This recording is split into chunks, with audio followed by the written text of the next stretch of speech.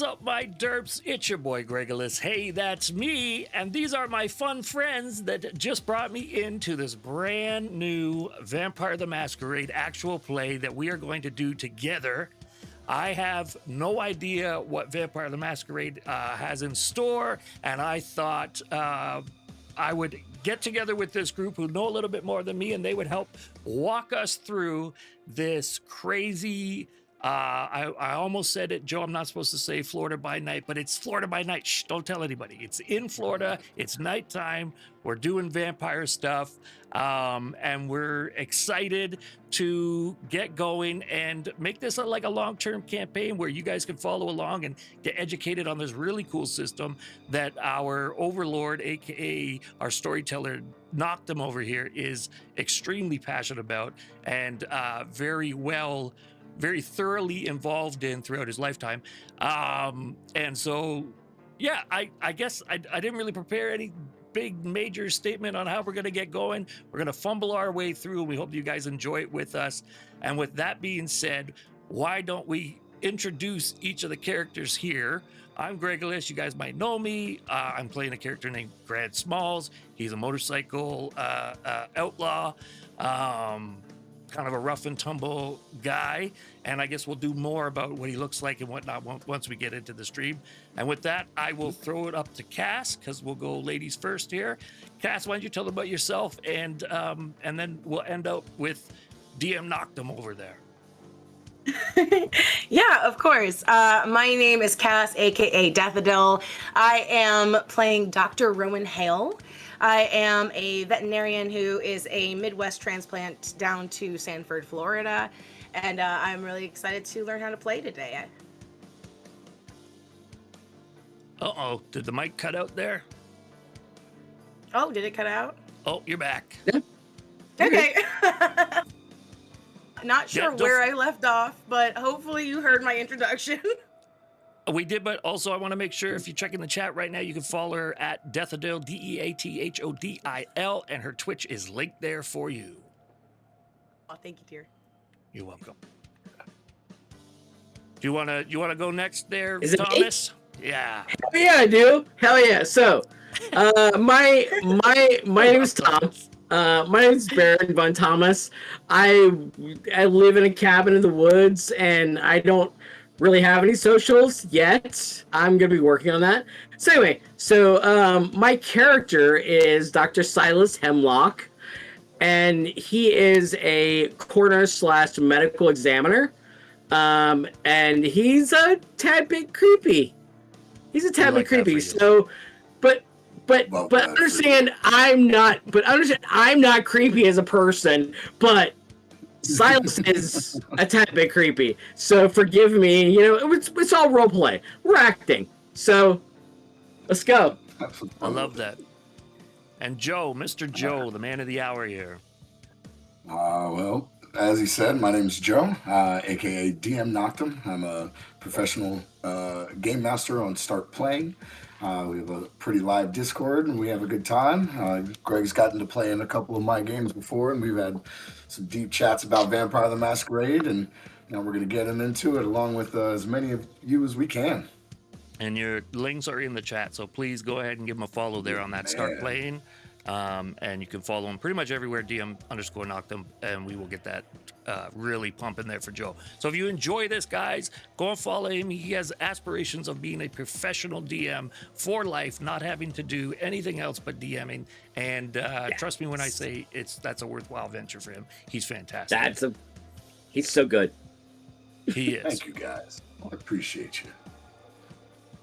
So with that being said, Joe, do you want to take over and maybe give us our little disclaimer before we get going? Yeah. We're playing a different type of game. Yeah, I got it. You sit back and let me do my thing. All right. Love it.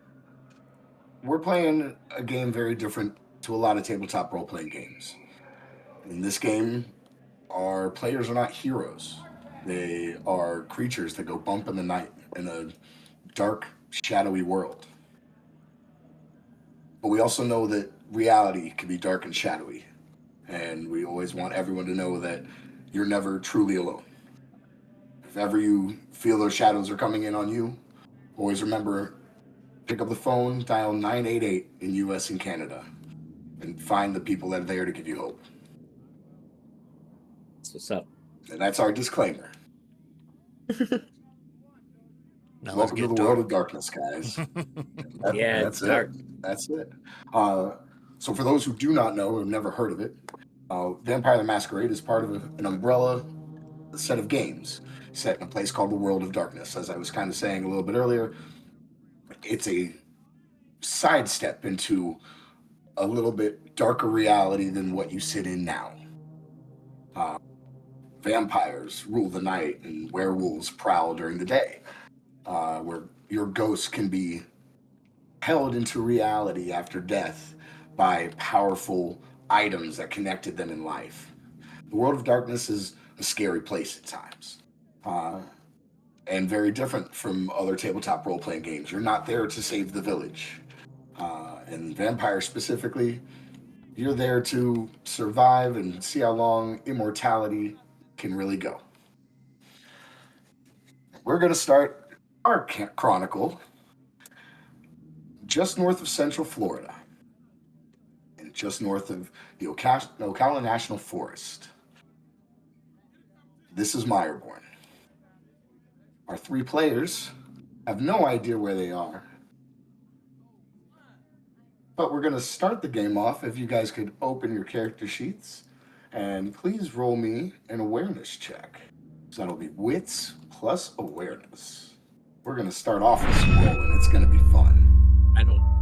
Or if I don't have fucking. Well, he's already started with the crusade. Sorry. I don't We have. just started, Thomas. God. You know, I don't have. Thomas, on the right-hand side, hang on. On the right-hand side, you'll be able to find your toolbar. You can Characters. click on the one that has, it says There we actors. go. There you go. Got Click it. on We're awareness. learning. Sorry, we're learning. It's okay, you're learning. What do we? If I was What? awareness, where Awareness? would I be? I got it. Awareness is going to be under your the very main page. I got it. It'll be under skills. And on do that we add and an the attribute wits. to it? Yes, sir. Wits. One of your Wits. mental attributes. Thank you. Wits is all about how quick your mind can work. Awareness. Whereas intelligence is more how much information you can store. Okay. It's basically a nat one. Is that bad? There's a lot Yeah, of I was dice hoping for some rolling across the onks. screen. I was hoping for like one or two. We have one success Did I and one fail? success. Oh, I failed. No, we have one success for Silas, one success for Grant. For those who don't know about Vampire the Masquerade and World of Darkness, it is different from Dungeons and Dragons. A lot of them. D20s are not our main die of choice in this game. In this game, everything is rolled with 10-sided dice. Everything above a 5 is a success. Everything below a 6 is a failure. So, real simple, you gain dice pools from adding skills and attributes together. Sometimes these dice pools will be very, very large, and you'll get to watch as all of our computers chop up a little bit when there's about 15 to 20 dice on the screen. It'll be a grand old time. But this test specifically was to see who awoke first. Deep in the woods near the National Forest is a facility. It's not on any maps. It's not on any legal paperwork as far as anyone can tell.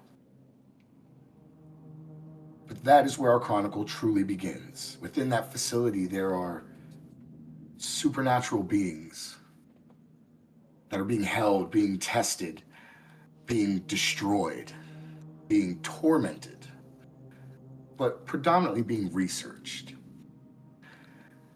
Grant and Silas, the two of you are the first to awaken.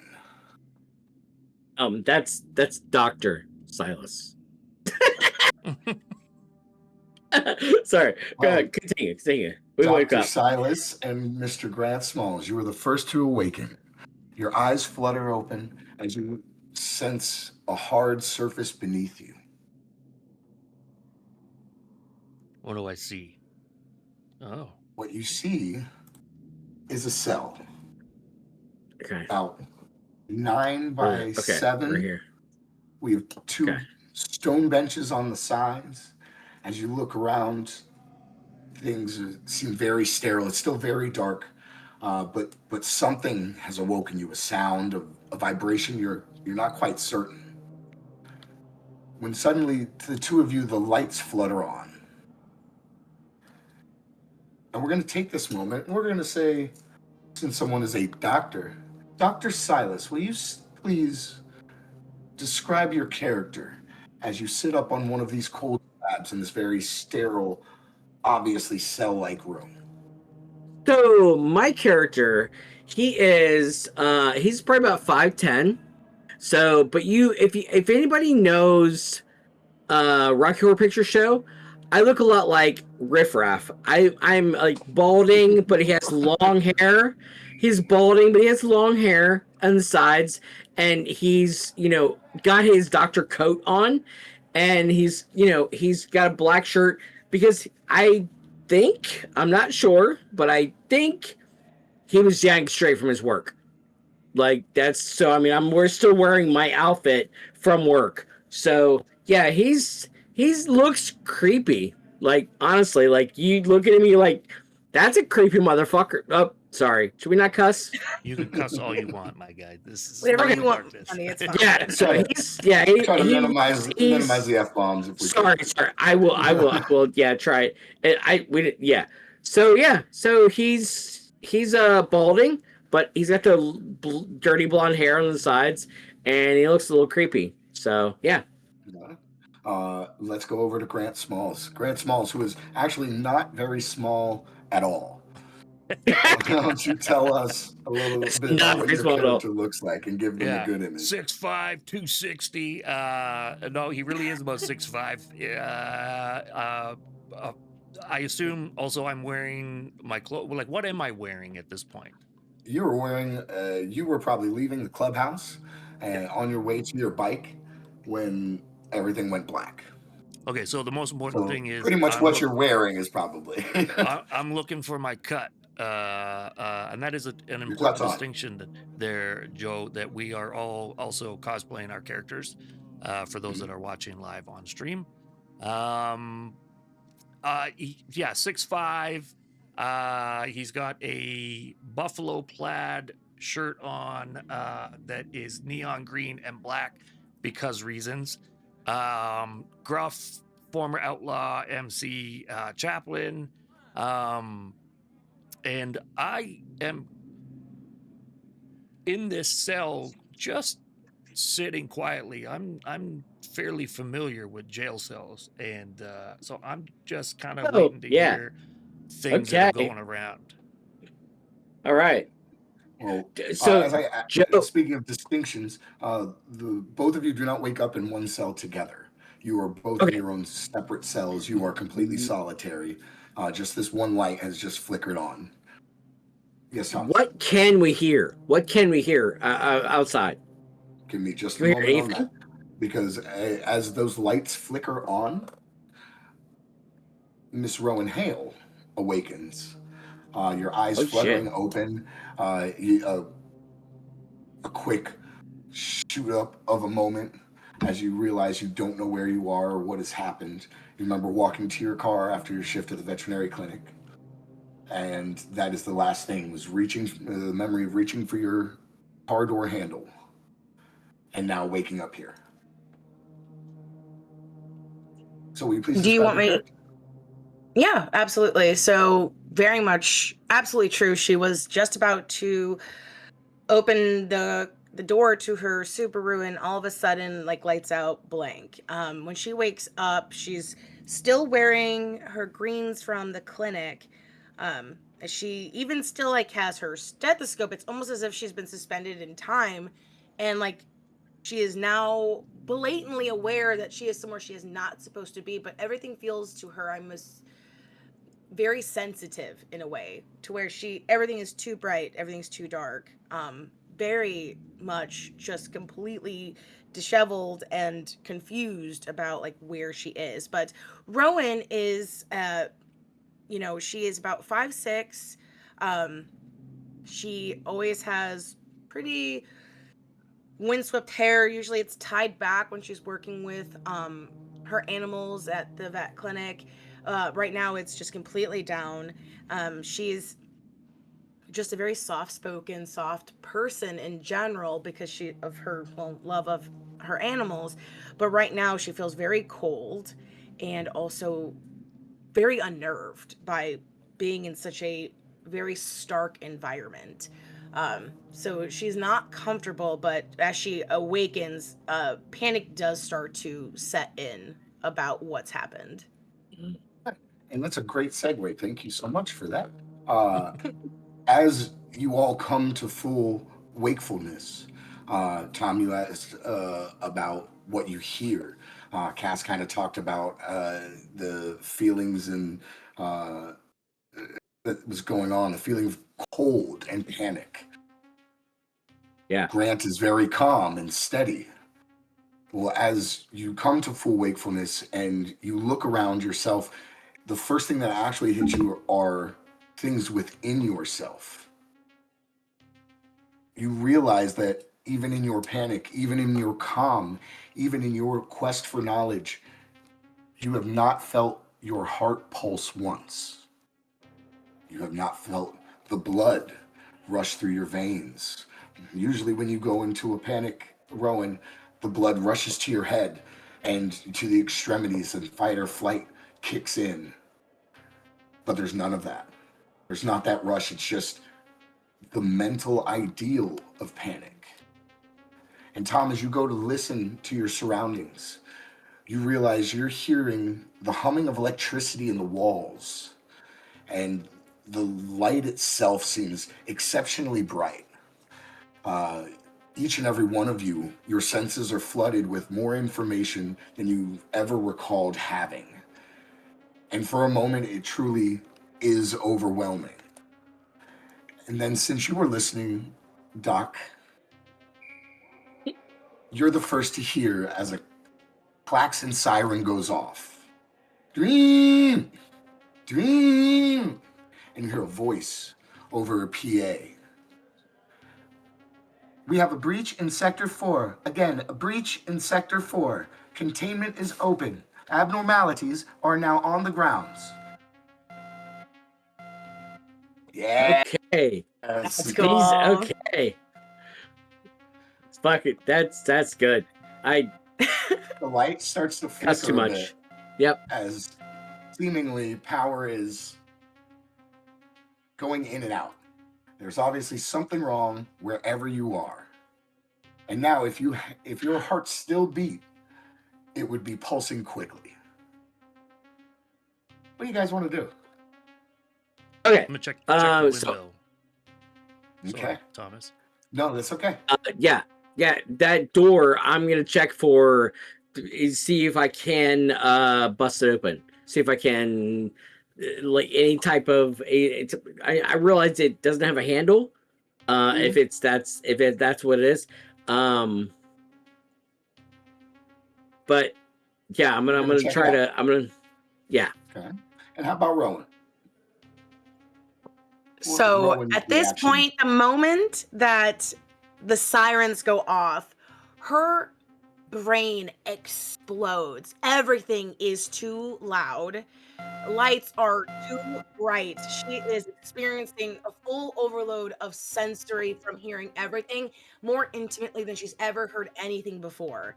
It's almost deafening to the point that she is crumbling a little bit beneath the feeling of this overwhelming sound and light that she is not used to. Like she is used to being like an ER vet nurse or vet and going in and like used to like bright lights and hearing lots of sound and lots of people moving, but this is almost so overwhelming it almost crumples her a little bit. But while that's happening and she's trying to regain focus, there is this thought in her mind that like obviously this is too much, but her first instinct is going to be to go to the window to see what is happening outside that is causing such a massive reaction. I don't even think in her mind she would have heard the words that this person even said because of how deafening everything else is to her at this moment. Awesome. Pardon me. So as the three of you truly stand up and rush to the door, Your eyes go out and you see that you're part of a long hallway, seemingly of numerous cells just like yours. The lights, the bright white lights that are running down the hallway are somewhat flickering, but there is a consistent red light that is flashing all the way down the hallway as once again that same voice comes on, this time with a bit of distortion and crackle going to it. On occasion, as you get up there, you see two armored bodies, seemingly like special forces, full helmet, tactical gear, some kind of automatic rifle in their hands, like going into a war zone preparedness as they run to run past your windows, going from right to left.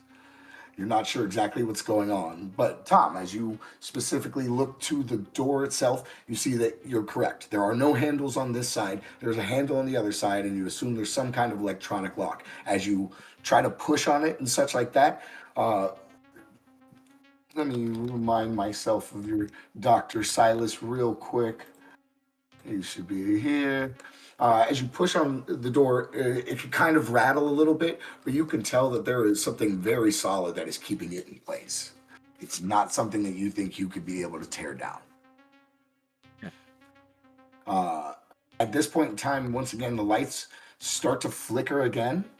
That bright white light is just going in and out, and suddenly it goes dark for real. Not only in your cell, but all along the hallway itself. The only light now coming, that red flashing light of blinking siren lights. You guys are all right at the window itself, and so you see that it's grown dark except for these bright red shadows that sweep across the room. Can I check the room for like anything in there, like, or is it just sterile? It is completely sterile. There is nothing in there. I'm fairly tall. How far is the roof from me? You As could in, reach how up far and is grab the the light? light if that's what you're looking for. Yeah, I think I want to rip the light out. Can I do that? Sure. In all actuality, let's make a double check on your character itself. Mr. Grant Smalls. Come on, chap. Strength is something you're really good at. So is brawling, as it just so happens. But I also want to say, you know what? You're right. Forget it. I forgot who your character was. You reach up So- and grab the sides of the light itself, Yeah. and you literally take just a moment and pull down. And you've always been a strong man. You know, club life isn't easy. You've had to be there. You've had to press iron. You've had to fight your way through a lot of things. Weak is not something you are. But the ease at which that you pull this thing from the ceiling Love it. astounds you for a moment. You're literally holding it with the thin aluminum that makes up its body already crinkling when all you tried to do was pull it straight downwards. Is But it your covered? strength Is is it able covered to in do like a this. cage? Yes. Would it? Okay, so the cage came down as well. But you took the cage came down. That's part of the body itself. And as you look at where it was attached to the ceiling, you see actually decently thick steel struts. So this is not something that should have been able to tear out of anything very simply. They're actually like 6-foot drywall screws or something on them.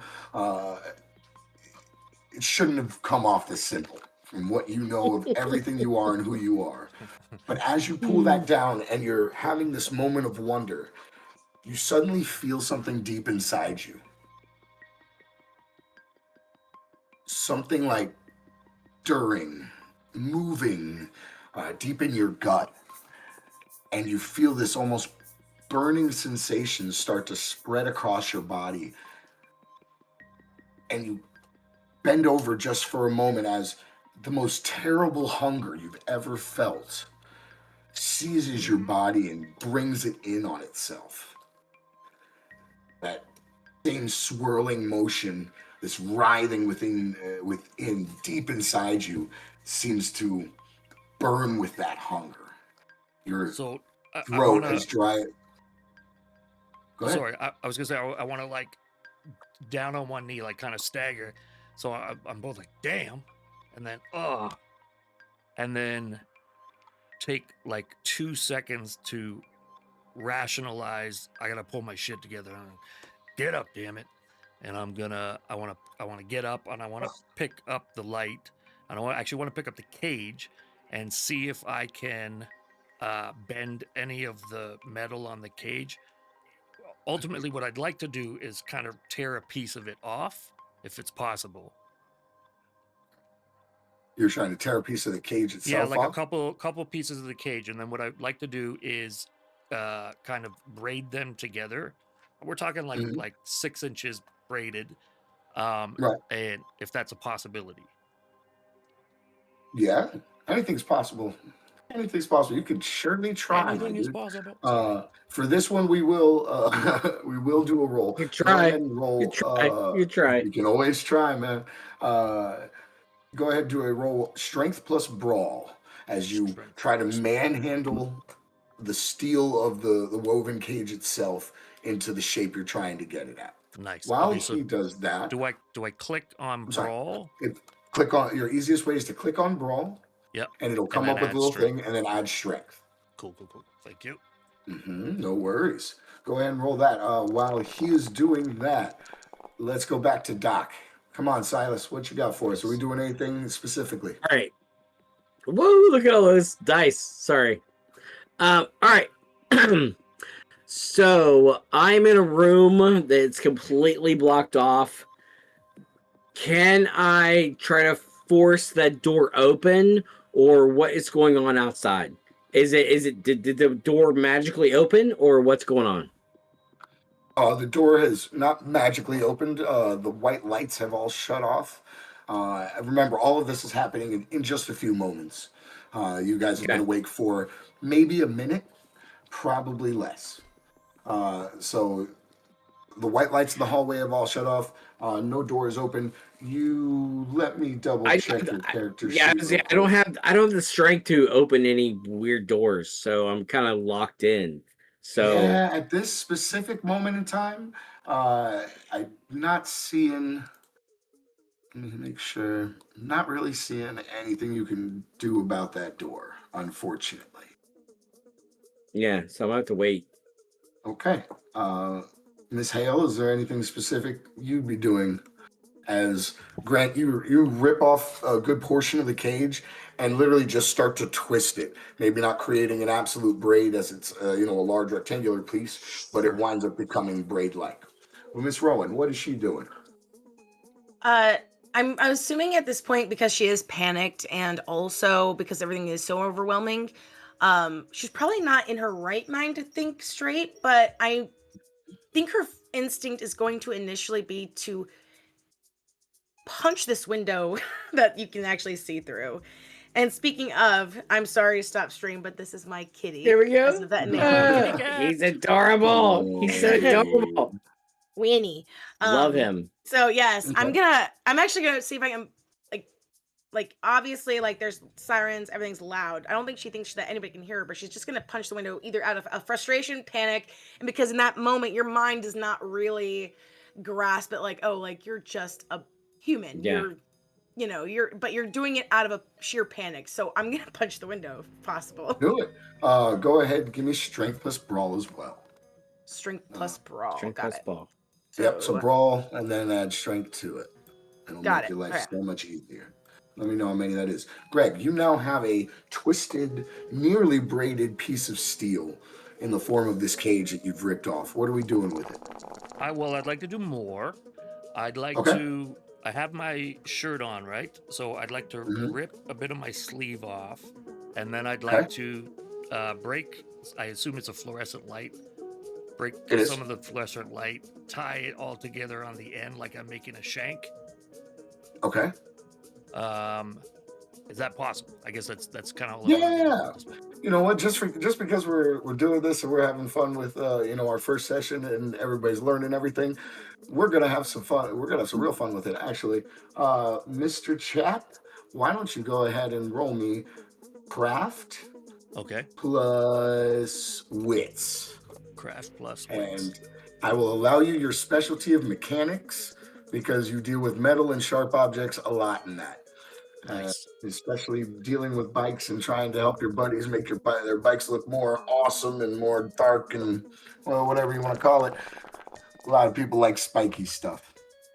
Nice. What do we get here? Very nice. 4 successes. Yeah, you wind up creating a brace around your hand and wrist with this large piece of metal and broken fluorescent lights, to where you have a whole ass shank that you could drop and won't go anywhere. Oh, I love that. Oh, I didn't even think about attaching it to my arm. That's great. So it's like Assassin's Creed style. Like, Almost, just for a moment. I gotcha. I just thought with 4 successes, I'm like, that's kind of cool, It's brilliant. and kind of like soap on a rope. You never want to Gotcha. drop your weapon in prison either. You know that. That's right. Your character would at the very least. And then just to follow up that, once I'm done that, I'm gonna. I still have my shoes? Yes. All right, and my shoelaces. Yes. Okay, I'm gonna tie my shoes up, and I'm gonna stand at the door, peeking through, watching, trying to figure out what's happening, and I'm prepared if anybody comes through this door. I got you. Cool. Miss Hale, with 3 successes, I'm gonna say your frustration kind of overwhelms you, and in that moment of frustration and anger, and the idea of punching through this window comes to mind, you too feel a slithering deep inside you, this odd sensation of hunger and thirst. Your throat, which you find air has not truly been going in and out of this whole time since you've been awoken, but is suddenly dry, as if you're swallowing glass, and that just feeds into the burning sensation beneath you. But that pain, that thirst, that hunger seems to give you more potency and more power than you've ever had. You are not a weak woman. You've been a rock climber. You're a very adventurous character. You've done all sorts of things. You've been in your scraps. You've had to learn to defend yourself. So you know how to throw a punch. But as you throw this punch at this very thin window that you're certain, as at least double paned glass, you watch as your knuckles shatter the first pane of that glass. Something your logical mind says you would never have been able to do. As you rear back and you punch it again, one thing else you realize is you're not feeling the pain of broken knuckles. You're not feeling your fingers crunch under the impact that is obviously stronger than anything you've thrown before. Okay, so Rowan has done this and she's pushed her hand through. Now, the logical side of her brain is starting to kick in because this makes no sense. And deep inside, all of a sudden, she realizes something is very, very wrong. And because of that, I'm looking at her hand, right? Maybe there's like scrapes from the glass, but she's not bleeding. And this is where a secondary panic will happen. If you've ever been in a situation, by the way, where you were already panicked and now you're even more panicked, you almost hit this like Zen state where your mind is trying to protect you from what it's feeling. But she just slowly, grabs her stethoscope, which is already around her, and like almost as if she is afraid of what it is, she kind of takes it off and puts it to her ears, and she's gonna place her stethoscope to her own heart and hears nothing. And in that moment of like, there's something so wrong, and oh no, I also don't have a heartbeat, you're gonna see Rowan simply just decide to herself that she's gone insane. And she's like, okay, well, this is happening. So in her mind now, since her reality is breaking in such a way, she's like, I am obviously not here. I am not in my right mind. And then she just tries to in this panicked moment, she's like, this is fine. Obviously, none of this is real. So she's just going to put her hand through that glass and see if there's any way that she can open the door from the outside. Can she feel anything? You feel a handle, but Love as it. you go to push it down, it seems like it is locked in some kind of stasis or put in some kind of lock. You can't seem to open anything as the handle will not move itself. Cass, that was some Um. fantastic role play, by the way. Just Oh, calling it. thank you. Right? Pretty awesome once you get into it, man. All right. Well, she apparently again. She's like, well, none of this is real. Anyways, might as well break the handle. So, can I roll to break the whole handle and lock? Sure. Okay. Once again, that'll be strength and brawl. Let's bounce over to Doc Silas. Okay. Doc, will you do me a favor and roll me Yes. wits plus awareness? Wits plus awareness. Give me 1 sec. Actors. Getting whiplash from these dice rolls. Wits plus what? Awareness? I'm sorry, I should have told you awareness plus wits to make it easier on you, but Awareness plus wits. Sorry, give me Greg, I gotta say, man, that music one. killing it. Thank you. Sounds all right. If anybody's in the chat wants to let us know Awareness. how that feels, that's great. That's helpful. No, Oh, I gotta no, learn to I'm check here. that stuff. No, you said wits plus awareness? Wits plus awareness. I don't. Whoa. Ah, I'm the dumb guy. I don't see it. God, stupid Okay. That's okay. attribute. Breathe. You're not dumb. You are not dumb. Don't you dare say that about my friend. All right. We're gonna have a fight. No, how about this? So Close that box down. Click on awareness. It'll be under your mental skills. So directly beneath all your mental stuff. okay. It'll be like the second one down, I believe, is awareness. Click on awareness. Wits. Click on awareness. Don't worry about the wits part. Just click on the awareness part. That's why I said close that box down and start with awareness and then choose wits. It's easier to go from the skill to the attribute in Foundry. There we By go. the way, guys, if you do not recognize And the then UI and what go- we're playing on, we are using Foundry Virtual Tabletop. They're astounding and amazing. Check them out. We'll definitely put a link down to them because you can make some beautiful scenes with this stuff, man. Awareness and wits. And wits. Why Yes, is sir. that showing it? Why is that showing it? You want me to roll it for you, sir? Nah, I'm good. Oh, I got it. Got it? Got it. How we doing? There we go. So many dice. God Possible damn, so many bestial dice. failure. Oh no. Okay. Oh, So Oh, let's no. talk about it's okay, don't worry. It's only a possible bestial failure. There's really no way for this to become bestial at all. Specifically this test. But it's a good time to talk about bestial failures. When you roll on a hunger dice, so your dice pool, as we talked about earlier, usually made of a skill and an attribute. When you make that dice pool, whatever level of hunger you have, you replace that many dice with hunger dice. Now, on our virtual tabletop here, those will always be represented by red dice. When you're playing in live games, the way I always did it with my live games is when we started, I bought them 2 sets of different colored dice. Have a different color, have some separate. These will always be your hunger dice. When you roll these, if you either fail or get a critical success, there are things called bestial failures or monstrous successes and stuff like this. What this means is that the beast inside each and every vampire, the hunger for blood, and the craving to sate that hunger, has brought itself about. Meaning that even if it's a failure, it could be a success if you're trying to do something dealing with strength or dealing with destruction in and of itself.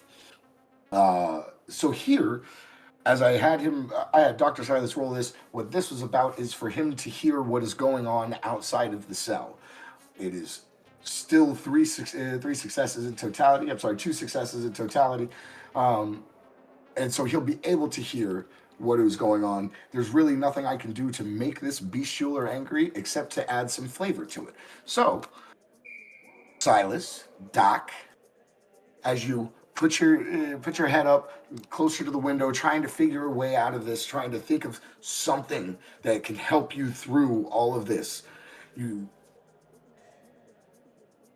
never truly been an exceptionally loud, angry man, but you have a lot of resentment. and things from your past that have always stewed inside. It's not like you've ever truly been able to get them out in a lot of ways that you really want to. Um, but that resentment starts to boil inside you. And just for a moment, you have this sense of warmth spread across your body that burns hotter in your center, but you feel your senses sharpen almost even more. And you hear one last buzz of electricity through the walls, and you start to hear "Toon, toon, toon, toon," and that sound is growing closer and closer and louder. Why don't you give me an intelligence plus investigation? Miss Rowan Hale, with your one success, unfortunately, as you reach out to try to break that handle off, it's not going anywhere. You can tell that there's a lot of strong steel involved in the locking mechanism of this door. But, It was sorry. intelligence what? It was intelligence what? I'm so sorry. Start with investigation and add your intelligence. Investigation. Okay. Well, Investigation. since reality is breaking in general for Rowan, and she's like, all right, if that didn't work, Rowan's gonna try and rip the door off. Okay. Investigate. Yeah, I mean, it would be Investigation strength plus brawl. You're gonna need to get well, a all right, lot of so- successes. This is why in her mind this is what's happening, right? Because already nothing is making sense. I have no Right. heartbeat. I'm not bleeding. I don't feel pain. So obviously I am dreaming and or having a massive hallucination and losing my mind at this point. And just like when you're in a dream and you try something, you're like, oh, that didn't work. Well, it's like, oh, well, then I'll just do something else that's also crazy. And so in her mind, she's like, well, if the knob doesn't want to come off, then the whole door should go. Bro. So, Okay. It's logic. and again, this is in the Makes middle sense. of Makes a sense. small, literal like reality crack that is happening within her. If you've ever seen, that room of just like the penguin sitting at a table and the whole room's on fire and they're like, this is okay. This is fine. Yeah. That is exactly what Rowan's going through at the moment. So yes, I will gotcha. try brawl as well as Okay. Hang on one second, My just a strength. moment, because I want to Investigation. What else? teach some stuff. Investigation and intelligence, Tom. Intelligence. So Okay. to help with the fact that we are also trying to teach people about Vampire the Masquerade and World of Darkness, I think with Rowan's breaking of reality, and there you go, 2 successes. We'll get back to you in just a moment, sir. With Rowan's breaking of reality and her frustration and the panic that is kind of set in numerous times, we're going to go ahead and say that she will do a blood surge. Now, What the heck is that? as a vampire, that's what we're getting into right now. For anybody, any of my players who want to follow along, go ahead and open your sheets. On your left-hand little tooltip, go down to the blood drop, and you'll see a thing called blood potency. And you'll see a thing called blood surge and mend amount and everything else like this. What all of this means to everyone who's new and learning, your blood potency when it comes to vampires is how far removed you are from the progenitor of vampires and how much power is in your supernatural vitae. So, all of you will have a blood potency of 1. Where you see it says blood surge, what this means is at any point in time, a vampire can roll on their hunger dice to see if they gain more hunger. And they can put 2 dice bonus towards any of their attributes. So like your strength, your dexterity, your stamina, anything. So for this moment, while Rowan Hale is in her own head in a lot of ways and reality has shattered, I feel like it would be very thematic that this now supernatural blood starts to rise through her body and fills up the bodies of each of her muscles as they tense, and she goes to try to tear the door off. So when you roll your brawl plus strength, make sure there are 2 additional dice in it. I And checked off the lastly, blood surge box. What's that? But I said I checked off the blood surge box. So That should work, Blood correct? surge box. Yeah, there's a box next to like where you Yes. do skill, Yes, your attribute, add absolutely. discipline, and then blood surge. So I'm gonna do that, Absolutely. and then I'm gonna roll. Mm-hmm. All right. Hold on, I'm gonna before I do that, I'm gonna hold my lucky Rickroll dice really quick, just a real life dice. I really want to be able to rip this door off. I I'm understand. You hoping, got this. Girl. That's While you awesome. roll those and our computers take a moment to load it all, let's go back to Mr. Grant Smalls. oh, Okay, I'm going to I'm gonna kind of like drop down to my knee a bit, like that hunger's like it's just killing me. But I'm gonna stand Mhm. back. I'm gonna stand tall. I'm gonna be about that life. About that and life. push forward. I think I have a question for you. What outside of my window? Where are the other two? Like, would I have seen her break that window? Is she across the hall or is she down the sides? Like, where is everybody? I have the three of you are all along one wall. Okay, so You see numerous other other cells across the hall from you, but you've not seen any movement from any of them. okay, You have a we've feeling just the we've just majority of this seen hallway the is guards empty. go by and heard. Would Two I have guards heard go by. the pounding noise that you described earlier? You are about to start. Yes. Okay. Because I was going to say, Tom, the reason I gave you the investigation plus intelligence was so that you figure out that you're hearing the sound of locks disabling in a continuous motion. So you Got it. kind of stand back at just the right moment as your door suddenly releases and then starts to open. Oh shit. And that's Okay, going to good. happen 2 seconds later, it'll happen to Grant's cell. 2 seconds later, it'll happen to Rowan's cell. So Rowan, as you're trying to rip this thing off the hinges and not getting it to move, all of a sudden the lock opens and you're like, ah, and fall out. all right, that's awesome. Your Rickroll dice, they worked. Yeah, no, I got Rickrolled real hard by my dice and one success. We're gonna leave that one back there. We're not gonna say that. So if my door cracks open, I think what I'm gonna do is I'm gonna kick the light or whatever's left of that mess up in front of the door, and I'm gonna go to the back of the cell, ready to fight, like ready, waiting for something to come in at me. And Okay. that's it. I'm just listening and trying to understand what's going out there, but I'm not stupid enough to poke my head out. I got you. Rowan and Silas, one thing that you do notice that as these locks disengage and the doors creak open just a little bit, you do hear the sound of a hermetic seal releasing. So you hear. So you guys know that the rooms that you were in were absolutely sterile. There's nothing in there but you yourself, your person. Okay. So yeah, your doors swing open about just a half an inch, showing that the lock is now completely disengaged. You're starting to hear the sound of screams echo down the hallway. Okay. Screams. I don't want to talk. That door open. Okay. I'm throwing that door open. Yep. I'm throwing that door open and trying to run as wherever. I don't even know which direction. It's just a long hallway. But every day's okay. I'm gonna throw. Obviously, I'm gonna throw my door open, and I'm gonna try. Yeah, I'm gonna try to.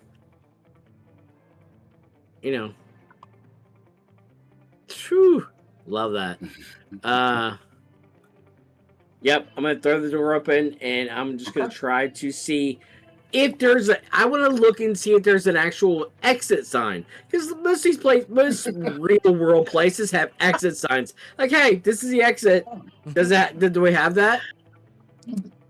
You know what?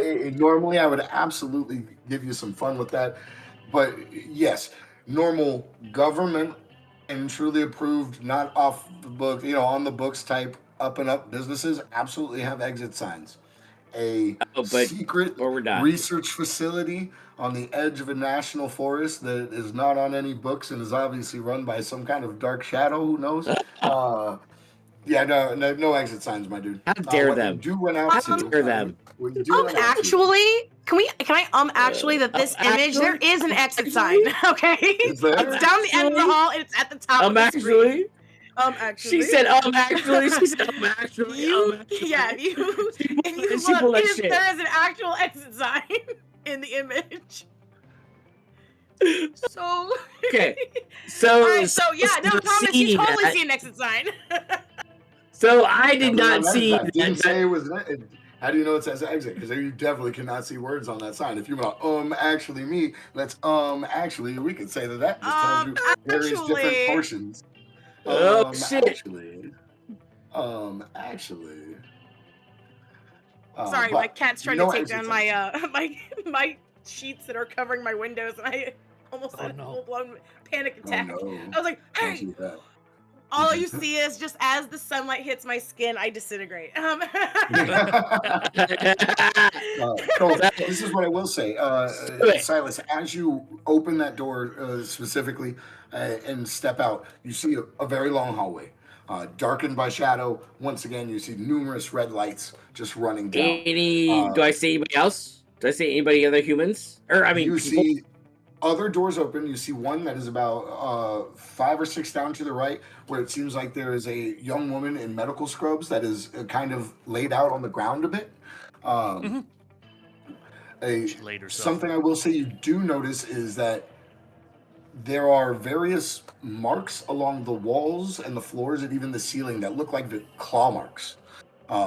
Some of them small and numerous in scope, some of them large and gashing across, especially across one 6-foot piece of wall. Okay, so that girl in the blue scrubs is passed out on the floor. She's on the floor. Not passed out. She's just on the floor. As the doors opened, it seems like she was leaning on it, pushing on it something, and she fell out as the door will open under her weight.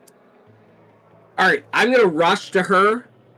And tell her. I'm like, I have no idea what's going on. We need to get out of here. Like, what's going on? Like, we need to go. Rowan Hale, a man who is in a medical coat, thinning hair up top, long, kind of scraggly, very narrow features, comes running up to you and says, I don't know what's going on. We gotta go. Okay, at this point, Rowan still is just like, sure, this is fine. But when she gets up, she sees him like screaming at her. She immediately kind of goes into, for 1 second, actually has the wherewithal to get into doctor mode, where she's like, all right, there's obviously a situation, let's go. And seeing the white coat probably sets off an idea of like, all right, this is obviously a medical professional too. So I'm gonna make the assumption actually at this point that maybe that everyone here might actually be medical professionals, because the only person I've seen so far is legitimately a doctor. But I'm going to look to this man and again, lights are blaring, sounds are going off. She's going to say yes.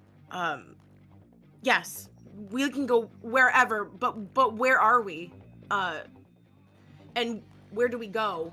Because and probably in her mind, she is thinking to herself that this is someone that probably understands what's happening, because what other logical thing at this point could she imagine is happening? Because at this point, nothing makes sense.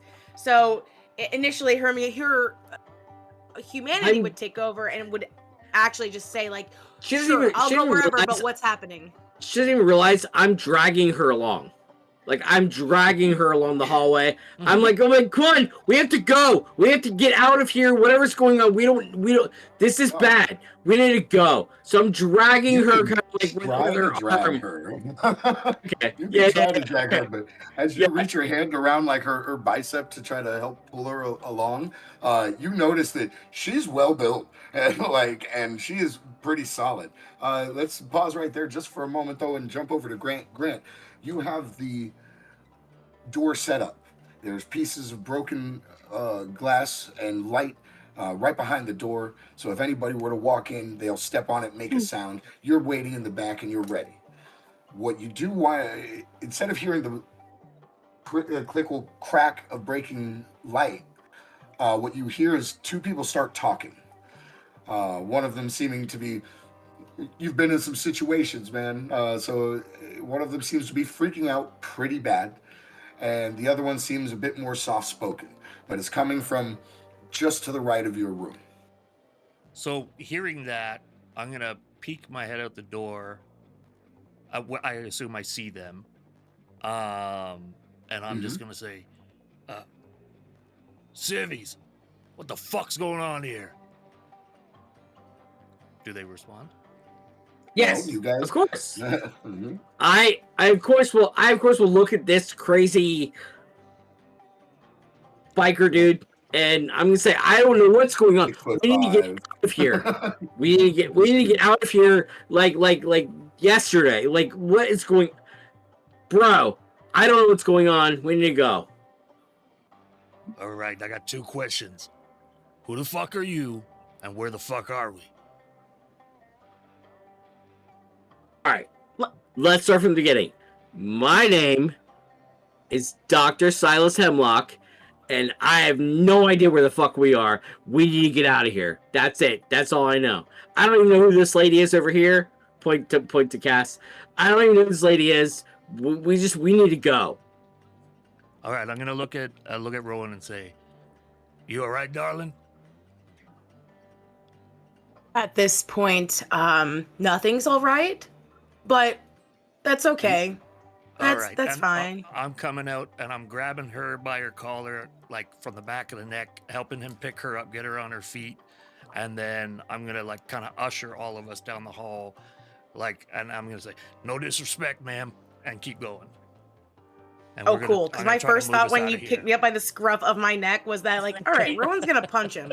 Yeah, I'm like, I'm not going to actually do that, but thank you for being so respectful. Thank you for the consent. It's time to move. I've made the decision. It's time to move, and we're moving. We're hauling ass. Honestly, Rowan at that point is just like, oh, someone's taking direction. Fantastic. She follows willingly, and he was respectful, so she does so without issue.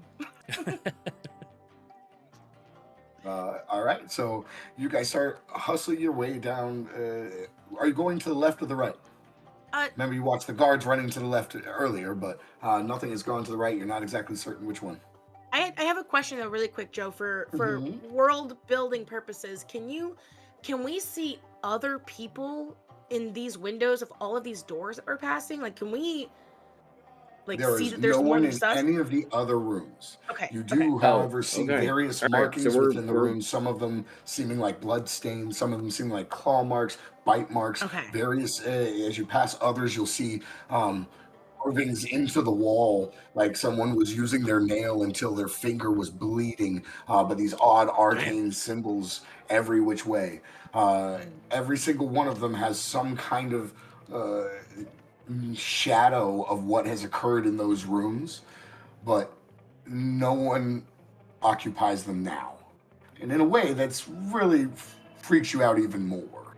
You're not sure what's going on. But at this point in time, you guys do hear once again over the voice, over the PA itself, you hear, containment breach in all sectors. Facility overrun. Calling in outside reinforcements. That means it's time to move. And at that point in time, you guys hear echoing down the hallway this loud, you know what? Rowan Hale, go ahead and give me intelligence plus animal ken.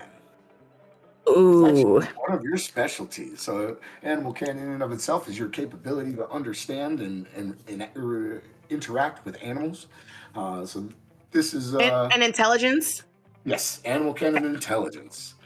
Let's see how we do this. This should be one of your bigger ones. Yeah, that's a good amount of dice. All right. Cool. Now we can talk about what the closest thing we have to criticals. If everyone can see the chat, you'll see that there are 2 onks with stars next to them. That is what we get when we're rolling World of Darkness dice specifically. That is a 10 on a 10-sided dice. So this is the closest thing you can get to a critical. When you roll 2 10s, instead of 2 successes, it becomes 4. So automatically, as you can see where the total is, it says 7. She technically rolled 3 10s, showing the Ankh with the fangs on it. Once again, this rolled on the hunger dice. So a messy critical, very similar to the bestial failures. Messy criticals are things are going to work out really well, but they're going to have a destructive, powerful, dark twist to them. In this specific moment, the way I'll use that and flavor that with 7 successes, Miss Rowan Hale, you have been in your field for a good bit of time. You've always loved animals. You've studied them in so many ways. There's not a single animal on Earth that makes that sound. And the way I'm going to roll with the messy critical, there's something about that sound that rise deep inside you, similar that feeling that hit earlier when you started slamming your hand into the glass and shattering that 2-pane glass. That same writhing feeling, that same burning hunger inside you seems to echo the roar as it continues down the hallway. You know for a fact, deep in your mind, no matter what, that sound came from a predator, and a predator the likes of which you have no idea what it could be. So instinctually, Rowan feels this so deep in her chest. It resonates legitimately in a way that, like, you feel like your early ancestors would feel in the dark as they were trying to discover fire and escape things. Like, this is the most animalistic part of your id that exists, that this happens. And with that, while Grant and Silas are kind of ushering her along, this is the first time that she stops, and instead of them ushering her, she grabs both of their arms and attempts to push them forward while exclaiming, "We need to leave immediately. Something is very wrong in the moment, and we have to go."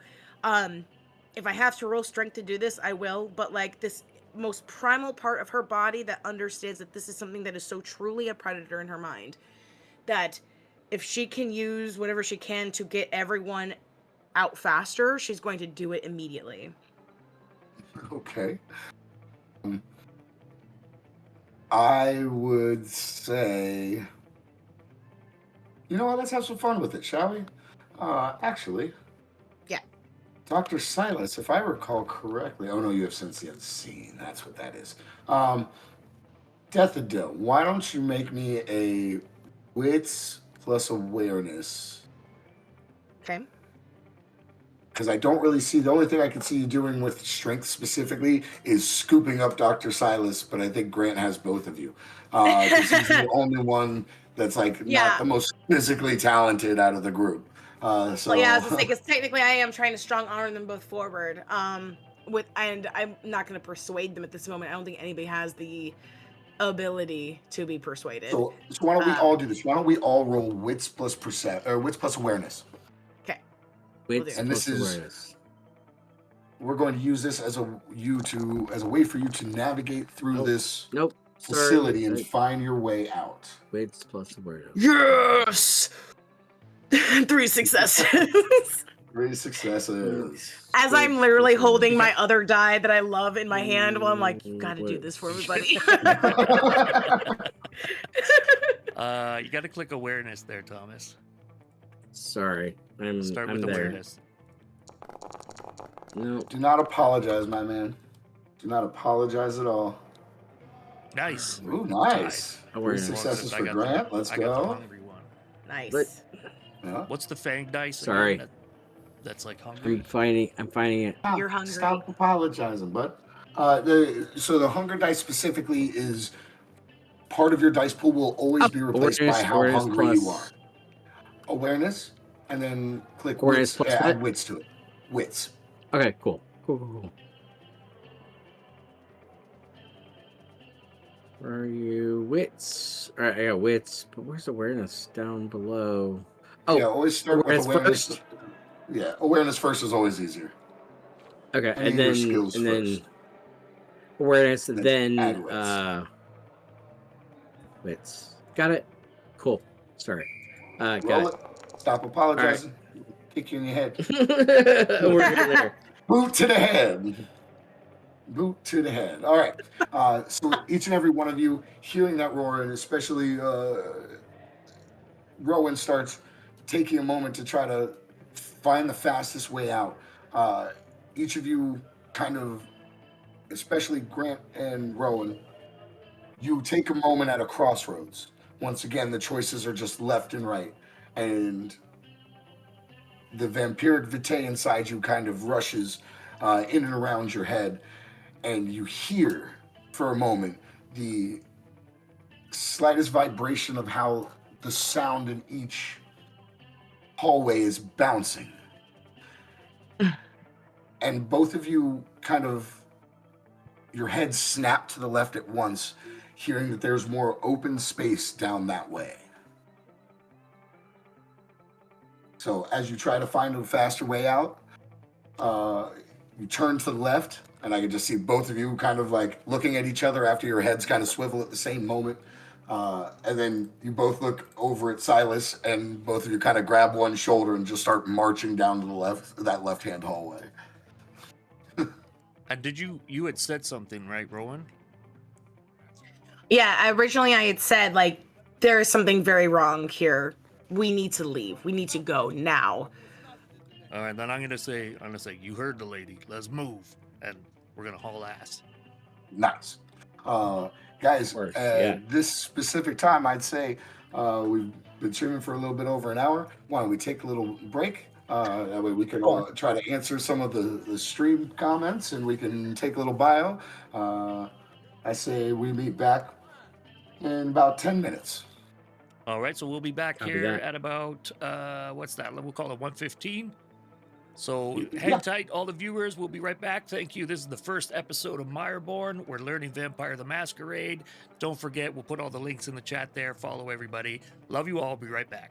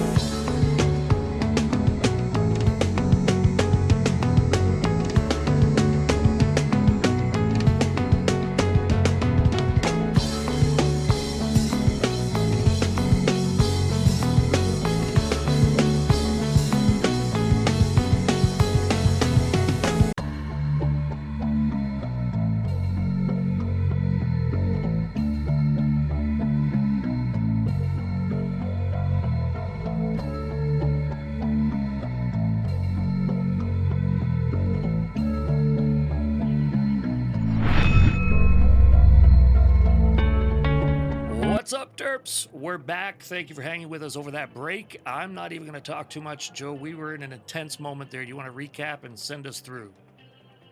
Absolutely. We left off. The three of you had found your way out of your individual cells, met up with each other, not knowing what was going on, but you decided anywhere is better than here. So you started running down one of the hallways. And as you do, you're looking into the various rooms and seeing various marks and blood splatters and various just messings up of the cells themselves. One of them even had what seemed to be arcane etchings scribbled in somehow or chiseled right into the rock. You get to an intersection left or right, and you hear... Joe, can I interrupt there for a sec? Yes. Do we all clock that? Like, particularly the arcane thing? Yeah. I mean, it's pretty simple, unless you guys are specifically looking in only every other door. If somebody's not looking in a door, hey, it's not a big deal, but you can absolutely see. And when I say arcane symbols, it seems like something that may look like wingdings, but a bit more organized. You'd have no idea what they say, but you could definitely tell. Some weird-ass Definitely weird-ass writing chiseled into the walls, seemingly, as I said before, as if somebody's taking their thumbnail and creating these things over time. You can even see where it starts to bleed on almost every single one of the images carved into the wall. So someone really wanted to write out whatever they put on that wall. Gotcha. I'm not going to say anything, but I'm just clocking it. Sorry, and I didn't mean to. Yeah, no. That's no problem at all. As you do come to another intersection, looking left or right, Rowan and Grant are trying to find the fastest way out of this place when an unearthly howl resonates through all of the hallways. And Rowan, being the veterinarian that she is and having the knowledge of the animals that she does, knows instantaneously that it is not the sound of a natural-born creature of this reality. And so with that little bit of extra push and gumption, she's like, we gotta go. The two of you wind up putting your hands on the back of our Dr. Silas Hemlock and start pushing his much smaller and much lighter frame down the left hallway. And that is exactly where we left off. Okay, cool. Okay. So Rowan's kind of in the lead, or is this is a wide enough hallway that I kind of see the three of you just kind of like running together. I feel like we underarmed you, Silas. Like under Grant. your arms Yeah, just kind of like hanging, like your feet a little bit dangling off the ground as they two like shuffle you forward. Time to go, little man. Got it. Yeah. So do we choose the direction that's opposite of the horrible howling monster sound? This was the direction that the sound seemed like it had more space to echo. So it seemed like there was more open space to the left, and they decided that that was the best way to go. As you guys run down that hallway, a little ways ahead, it does open up into a larger facility room where instead of small individual cells, there are large cage-like cells with wrought iron grates that are cemented into the walls. Your vision becomes a bit obscured as dust and almost a mist or fog seems to start rushing into the hallways.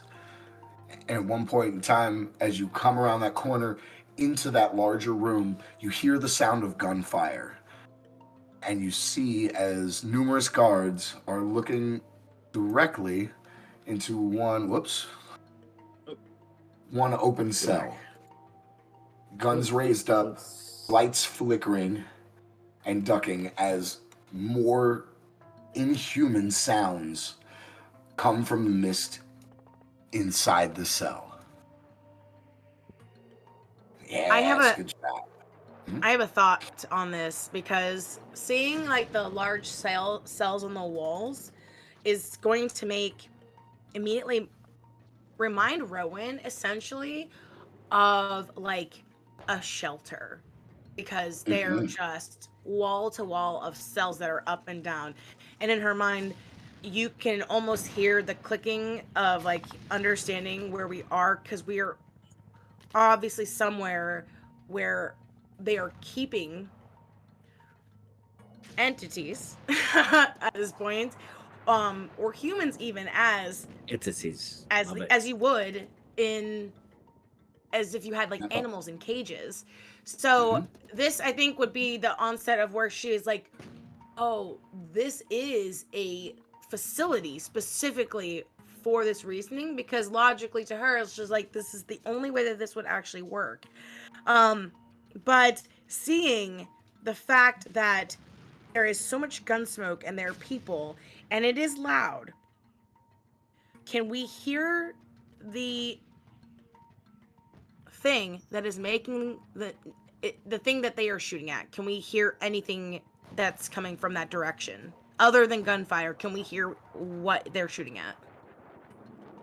This is what I'll say you hear without making you roll or anything. There is a lot of sound. There is a lot of flashing. There is a lot of distraction going on. But what I will say is that you do hear sounds coming from that hallway. What you actually hear, though, seems like almost unearthly moans. Damn. Like, think of the sound of like a mummy or a zombie. You hear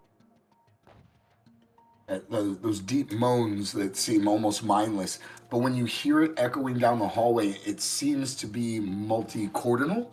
It seems like it's coming from various different octaves at once, as if it was numerous voices singing or moaning the same exact way in that moment.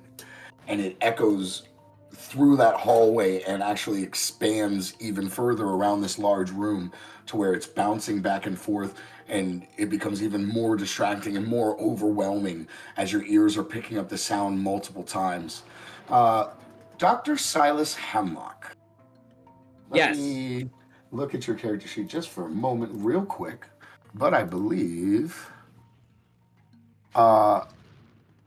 okay, let's have some fun with this. All right. I'm going to share something to the chat, to our chat in the Forge, and we're going to talk about disciplines, since this is also an educational show. Disciplines are the supernatural capabilities that you get as a vampire when you are turned into one. These disciplines specifically come from the clan of vampire you are. You can be taught others in various ways, but let's not complicate things too much. Dr. Silas Hemlock being of the clan Hakata, which we will talk about clans in more depth at some point, but they have the capability to go into a discipline called Oblivion. And within that discipline, there's a power called Oblivion Sight. This will allow Dr. Silas to have his eyes turn a pitch black. And he can see through any kind of darkness, whether it be magical or natural. But it also allows him to see spiritual beings as it cuts through the veil between the mortal realm and the spiritual. Dr. Silas, you feel that same writhing bit of hunger that has been kind of coming and going, ebbing and flowing within you, kind of squirm and writhe in your gut again. But this time you feel a warming sensation around your eyes. And suddenly the smoke and the darkness mean nothing to you, and you get a clear vision. You see a squad of people, 5 to 6, fully armored with these automatic rifles firing into this. But what really captures your eyes is through that darkness, through that smog, you see something. Your mind struggles to truly label it, but it seems almost as if in the shape of a man, but it's wispy and blue. A white and dark light kind of marbling the energy that seems to make up this creature as it slowly stumbles towards these guards. That was what they were shooting at? Was that is guy? What they are currently shooting at, yes. Okay. Just to make sure, I do want to note, Rowan and Grant, you do not see any of this. Yeah. Do we see him? Do we see him? His eyes black out or anything like that? Yes, as you look to your new companion, who you've been kind of carrying, you've kind of stopped for a moment as you're in shock of what you're seeing, and to try to find your directional navigational sense. You do look over at your newly found compatriot, and his eyes are gone in shadow. It seems like there are nothing but black pools between his cheekbones and his brow, and it is somewhat unnerving. Okay, So I am going to so this creature that I see in front of me that the guards are shooting at. Okay, can I let's see what I'm gonna do. No, there's like 5 or 6 very well armed guards between you and it. You just are able to make out that there is something there. Okay. Then I'm gonna say we need to go the opposite direction. I'm gonna try to drag my compatriots to another direction, like away from the firing, away from the guns, away from the monsters. Like that seems pretty fucking scary, and I'm gonna and I'm gonna say, hold on, little man. 2 things again. What the fuck was that? And are you guys armed? And I'll kind of hint at my little Assassin's Creed blade. I am not armed in any way, shape, or form. Like I'm me. Like I'm not armed. So where are we going? So, but we need to go away from that monster. That thing that's bad. Like what monster? You mean the gun? Oh, you don't see the thing? You don't see the His eyes are pitch black, by the way. There's no white sclera. There's nothing. How the fuck are you seeing anything? Well, you don't see that giant. It's a monster. What am I seeing? What am I seeing, Joe? Go ahead. How about this? Why don't you go ahead and roll me awareness plus perception? Awareness, perception. Awareness plus wits. Awareness, wits. Awareness, wits. Awareness. I'm sort of half listening to him. Awareness. I'm gonna say to Rowan. Plus wits. Wits. I trust your instincts. Where are we going? I see you guys don't got weapons. There's something going on. Let me try this. I'm still. These dice while Silas is figuring it out, you said there were cages in here, right, Joe? Yep. I'd like to go to like one of the bars and try to rip. Like I want to get 2 bars out of here. So I've realized I've got this extra strength, right? I just want to try it and see what happens. This may or may not work. Okay. Just for funsies, why don't you roll me awareness plus wits as well? Okay. This is to make sure you find a cage that isn't gonna jump out and bite you or something. You're gonna find an empty cage. It's kind of the idea behind the awareness plus I thought you said they were all empty. My bad. Okay. Yep. Oh no. This is good. We're committed at Not this all point. So my bad. Silas, we're all gonna die. You rolled 2 successes. So funny. Grant, I honestly thought you were gonna punch this guy and take his gun. I was sure that was what's gonna happen. I'm kind of surprised myself. But Silas, with your 2 successes, the next time you glance at that entity, you're able to see that the majority of that energy seems to be flowing from around its neck. With the 2 successes, it almost seems like it's coming from a necklace around it, or what would be considered a necklace on a flesh and blood living being creature. You're not sure exactly what you're looking at, but the power seems to be emanating from around its collarbone and just above its sternum. Okay, so we're still in the hallway, and we don't know which the left and right. Where's the exit? Do we know the exit? It is a large room that you're in right now. From where you're looking at, it's okay. You're at the edge of the hallway. You haven't really moved because you're all still just kind of trying to gather yourself for the moment. Yeah. But this room is probably about 65 feet by about 120. And a lot of these cages that you've seen stand anywhere from 8 to 10 feet tall, with about 10 to 15 foot long grates in front of them that are metal. Let's check on Criminally. what Grant rolled. Grant got 5 successes. Awesome. Great job with that critical. Once again, for everyone who is new to World of Darkness, when you see that Ankh and the 2 stars below it, that is rolling a 10 on a 10-sided dice. When you roll 2 of them, those 2 successes become 4, doubling themselves. So that's why, with a pool of 4, he was able to get 5 successes in totality. And Grant walks up to one of the nearest cages, looks into it, peers through the darkness, and sees nothing in it. And then we won't make you roll for it, but you kind of grab onto 2 of the bars, and you feel every muscle in your body start to tense and become tighter than they've ever felt before as you pry them back, and then suddenly you feel the steel snap beneath your hands, and you're now holding 2, we'll say 3.5, 4 foot long pieces of steel. Sure. And I'm going to quietly say to myself, ooh, that's neat. And then I'm going to I'm going to go back to Rowan and Silas and give them the rods or whatever. Bars.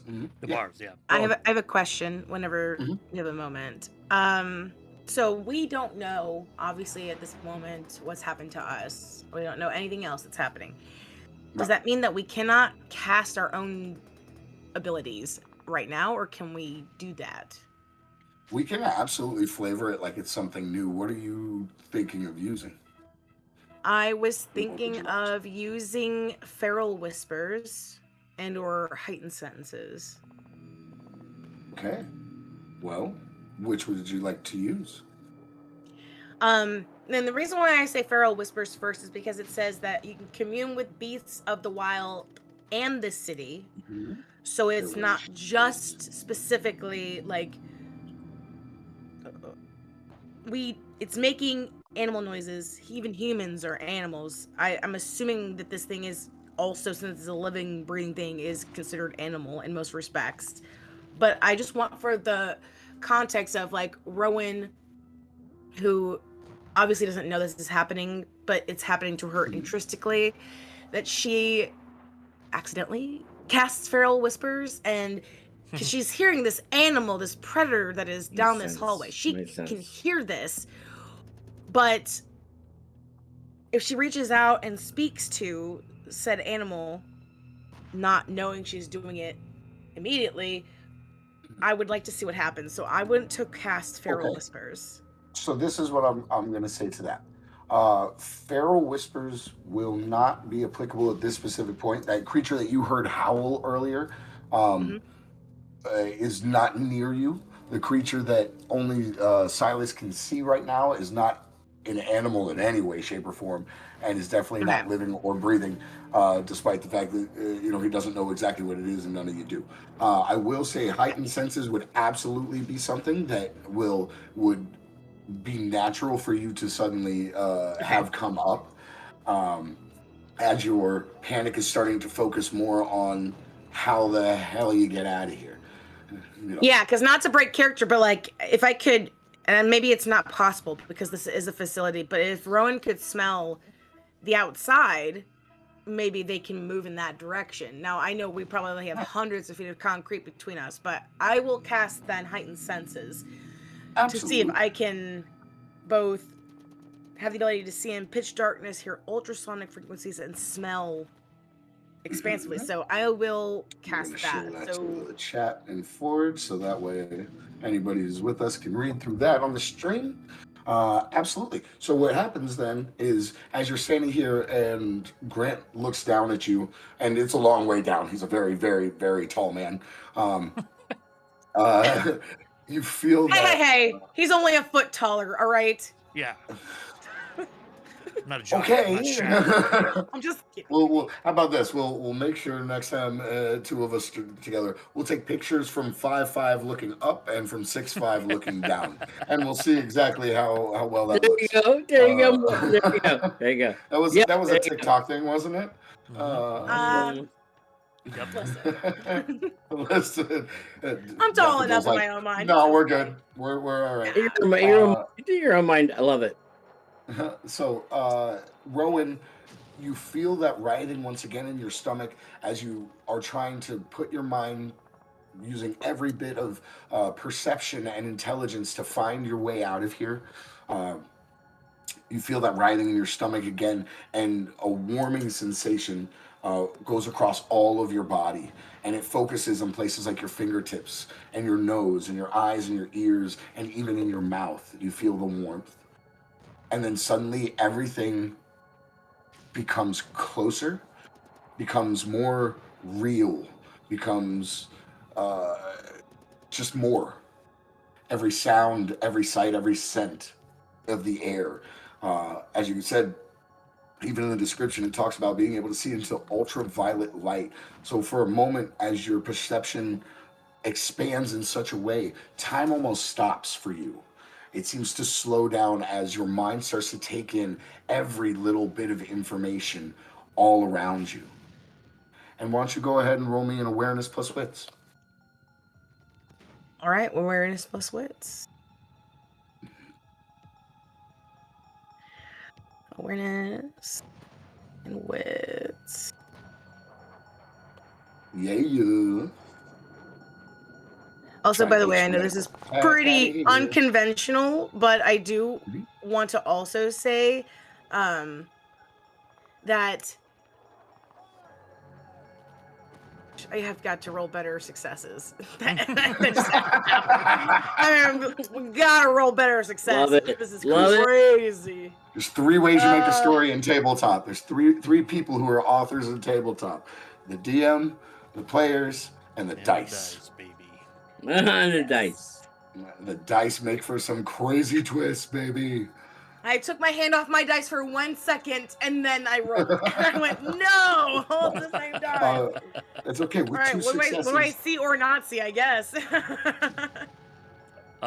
You could spend willpower. you can spend willpower. Something else that we could absolutely talk about. Yeah. In Vampire the Masquerade, if you wish to re-roll numerous dice that you have, you can expend some willpower.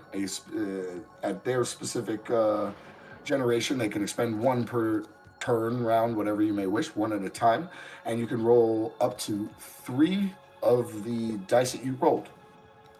So you absolutely can spend willpower to re-roll if you'd like. Yeah. But Yeah. I'm going to tell you this: I don't think you need to. Okay, cool. Then that was my next question. Was like, I'm not going to make it. is it that bad? That was my next question. No.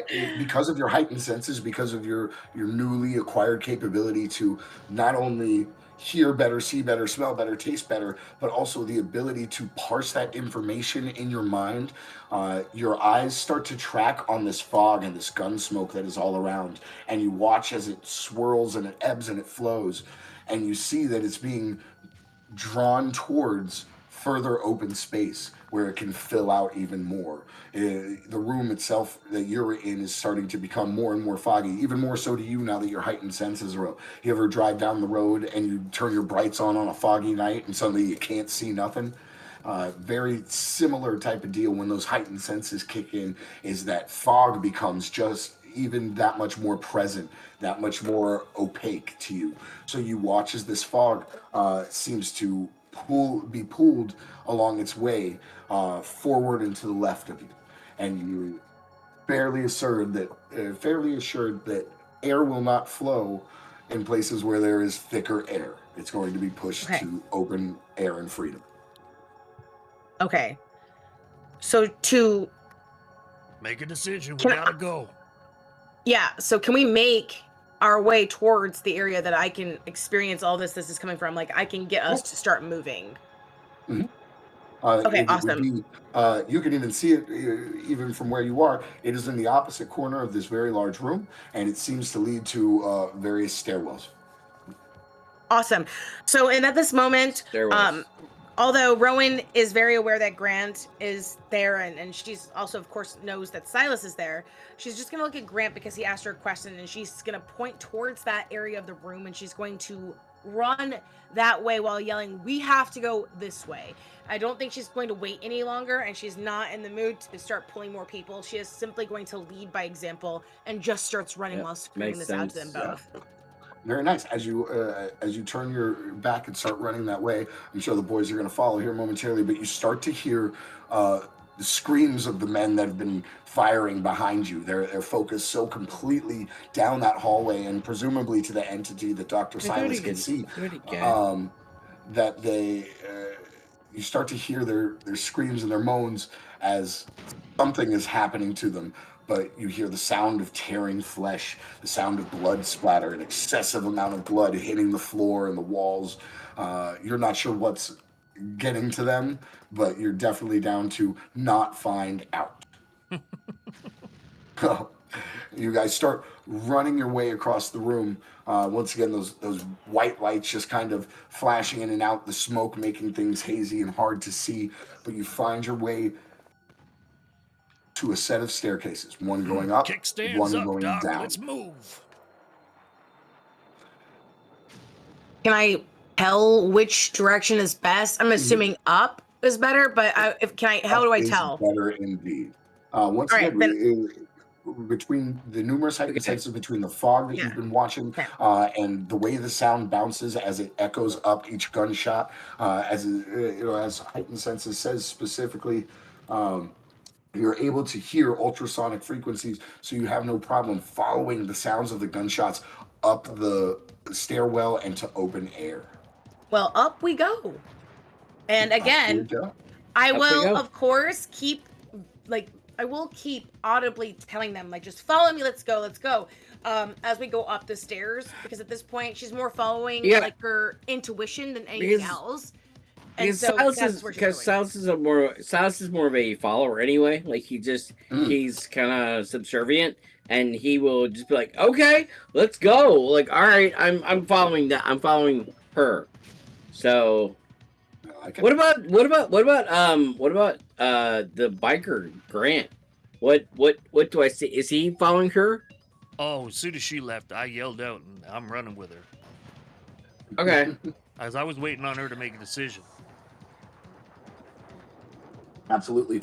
You guys get to that corner, you get to the staircase, you see Rowan Hale just take a moment, look down, and then look up and just start running her ass straight up the stairs. It takes you about 3 flights, and then suddenly you are breaking out into an open compound square. For those of you who are unfortunate enough to have been incarcerated at any point in time, it is just that. It is the space between prison complex and the gates themselves. You come out to chaos. That same fog or mist seems to be cloying to the ground here, and you're hearing continuous gunfire all around, echoing against the trees of the dense woods around it. I assume Daffodil is the one that has been imprisoned. I assume she's the one that's been she's. I feel like she's her as a person. She's been the one that really knows what it's like. She's the one. Yeah. Nobody. No. I'm just saying. I feel like Cass, you're the one that's been imprisoned the most. So that is probably the wildest sentiment I think you would say. Looking at all of us, and you're going to say she's the one that knows it. Maybe it's because of that. That's what I said. That's why she's so sweet. No. I feel like she might be. She hides a dark past. She's basically Martha Stewart. Yeah, Rowan, crazy character. Definitely not a caregiving veterinarian type. No, I mean Cass is a person. I feel like she's. You've been in prison. You've been prison bound. Come on. How many years have you spent in prison? I am absolutely a law-abiding citizen and fantastic. So we'll leave that there. Okay. All right. So you guys break out into the open, cool air. Remember, this is modern day, modern time. Congratulations, you guys have stepped out into the coldest night in Florida in almost 40 years. Sorry, Martha Stewart vibes. Martha Stewart vibes, absolutely. So terrible. Awesome.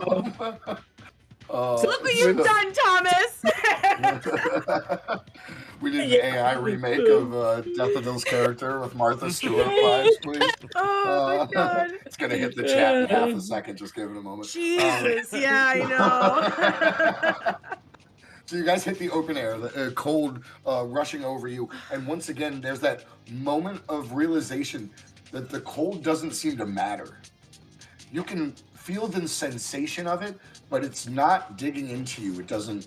You know, if you're old like me, your bones aren't creaking. They're not Like swelling me. up. Yeah, hey, you hush. But the pain of the cold is not there.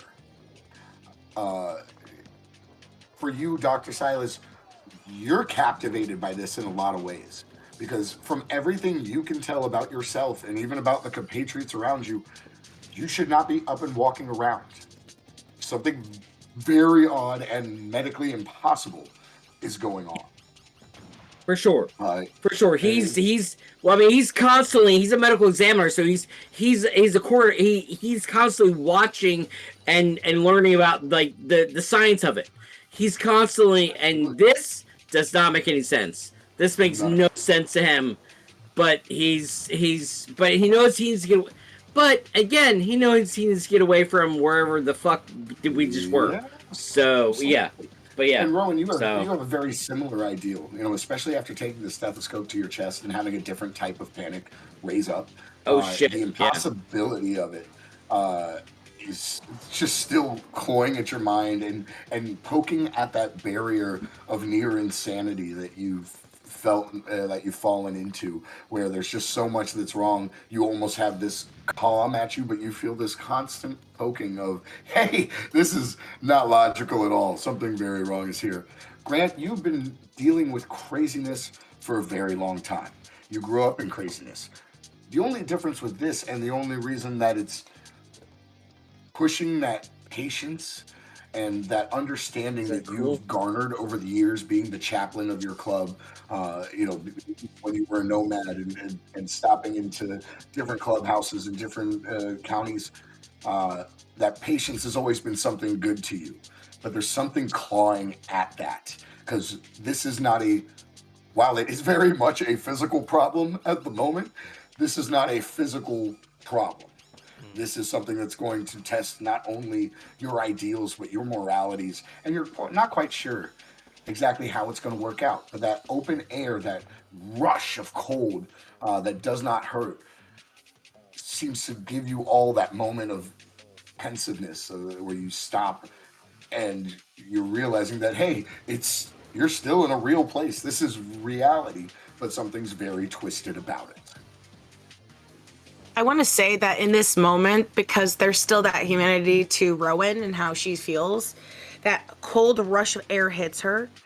And in that moment, she closes her eyes and feels something. And then all of a sudden, out of almost like a pure natural instinct as a human, she lunges over to vomit. Because of everything that's been so overwhelming that's happened to her. In that moment, I'm gonna grab her, yank her along, and say, "No, we've gotta go. Like, fuck, let's go." I did not give you consent, so no, you don't. Oh, okay, all right. I was trying to. We'll follow. I need both of you to roll me brawl plus strength. Whoa there, dark eyes. I was gonna say, you don't grab a lady like that. Are doing brawl plus strength or just him? Brawl plus strength. The two of you. It is. Right. Yeah, cool. this is my best fun attributes. Let's go. I'm just trying to, a brawl plus strength. Okay, hold on. Oh no, it was pretty aggressive there, Tom, for meek little Dr. I just wasn't trying to be a dick, but like, I get it. Where am I? I want to see how the roles play out. Brawl. Nice. Be the top one. Brawl plus what? Plus strength. And the funny thing is, obviously, nothing is coming out of her at all. It's just more of that intrinsic, feeling of something comes out, but it's well, roll for what that is. What is that? You just got a failure. That's it. It's a straight failure. Is that a failure? It said you have one die. Subscription. What's that? Is that bad? Oh, hey, thank you for this subscribe. So, really what this Okay. was is just an opposed roll. This was to see you both had something that you wanted to happen during this roll. So sometimes I'll call for just Right. that, an opposed roll. So Right. this is how it kind of plays out. Doc, you reach down to grab her and say, "We don't have time for you to be sick. We got to get the heck out of here." And you grab her, and as you try to move forward, you are stopped dead in your tracks, and you almost fall to the ground, catching yourself in just a moment as you realize exactly how solidly placed this woman is and how strong she really is, actually. She's a beast. She's a She beast. is a beast. Love it. It's Love beast it. mode. She's a beast. So you kind of fall to one knee and grab yourself before you hit the ground, looking back in awe, because this woman is, not exceptionally large. You would think someone who outweighed you, who is, very pound for pound muscle bound, that's how your body would react to something like that. But she seems solid and in place.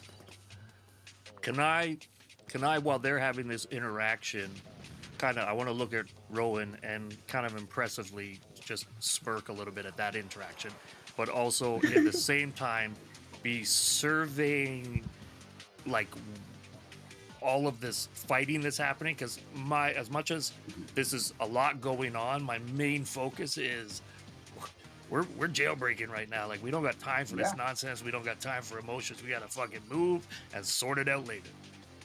Absolutely. And so what you wind up seeing and what you're spotting is, thankfully, there's no combat directly around you at the moment.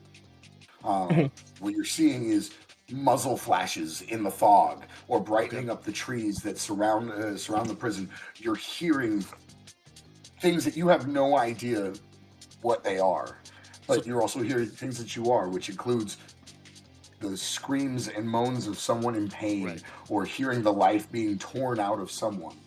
It sounds nasty, but I ain't It got time for it. I'm a survivor. Two things I'm looking for. Yes, my Beyonce moment. Thank you. I'm I'm looking survivor. for a clearing in the fog, like a way to get out, and a way to get to that clearing in the fog. You know what I mean? Like, from where we are. I'm awareness I'm plus wits. What is it again? Give me awareness plus wits. Awareness plus wits. You're gonna roll a lot of those a lot of times, guys. This is very similar to like a perception check in Dungeons and Dragons. Gotcha. This is to see what you notice in totality. So make sure you get a good idea of where those are. Very nice. Nice. That's cool. Good job, Grant. That's good. What you actually see as you're surveying up and down, you see about 50 meters to your right and dead on straight ahead, there seems to be a hair in the chain link fence that surrounds this facility. Not only the first one that surrounds it, but the second one on the end of the dead man's land. And it seems like it almost looks like you took a knife into paper, and it was so thinly cut. But obviously, portions of the fence when it happened have fallen down, leaving it an open route that, as for now, is clear. Then I'm going to kind of grab Silas by the scruff this time, a little bit of the back of the neck, and put him on one side. And on my other hand, I'm going to like sort of put my hand on Rowan's shoulder and say, "You ready, ma'am?" And kind of usher us to keep moving again. Like, we ain't got time for this. We'll deal with it in the end. Let's move. Got you. As you start to move, I do want to jump over to Doc real quick. Your oblivion sight is still going, your eyes still filled with blackness, and you start to see amongst the fog and the mist small streamers of light that seem to blow about and disappear or disperse into the ether, and it's usually directly after you hear a loud scream coming from mortal lungs. Fuck. At this point, this is what I hear that. You hear people screaming, and then a few seconds later, you see various streamers of like white-blue light that seem to come from the area of the screams and then disperse kind of in the air into the ether itself. Okay. Cool. Are we going to take a break? What they are, but what's that? Are we going to take a break soon? Or no? Yeah, we could take a break real quick. We could do another quick little 10-minute and then come back and finish it up. Yeah. How long Sure. will it Go with be? that. 10 minutes, 5 minutes? 10 Say minutes? 10 minutes. 10 minutes? If All right. 10 possible. minutes. We will All right. we will be stepping away, folks, for about 10 minutes. We will be back. Give us time here, and hopefully we get out of this without throwing up. Be right back, guys.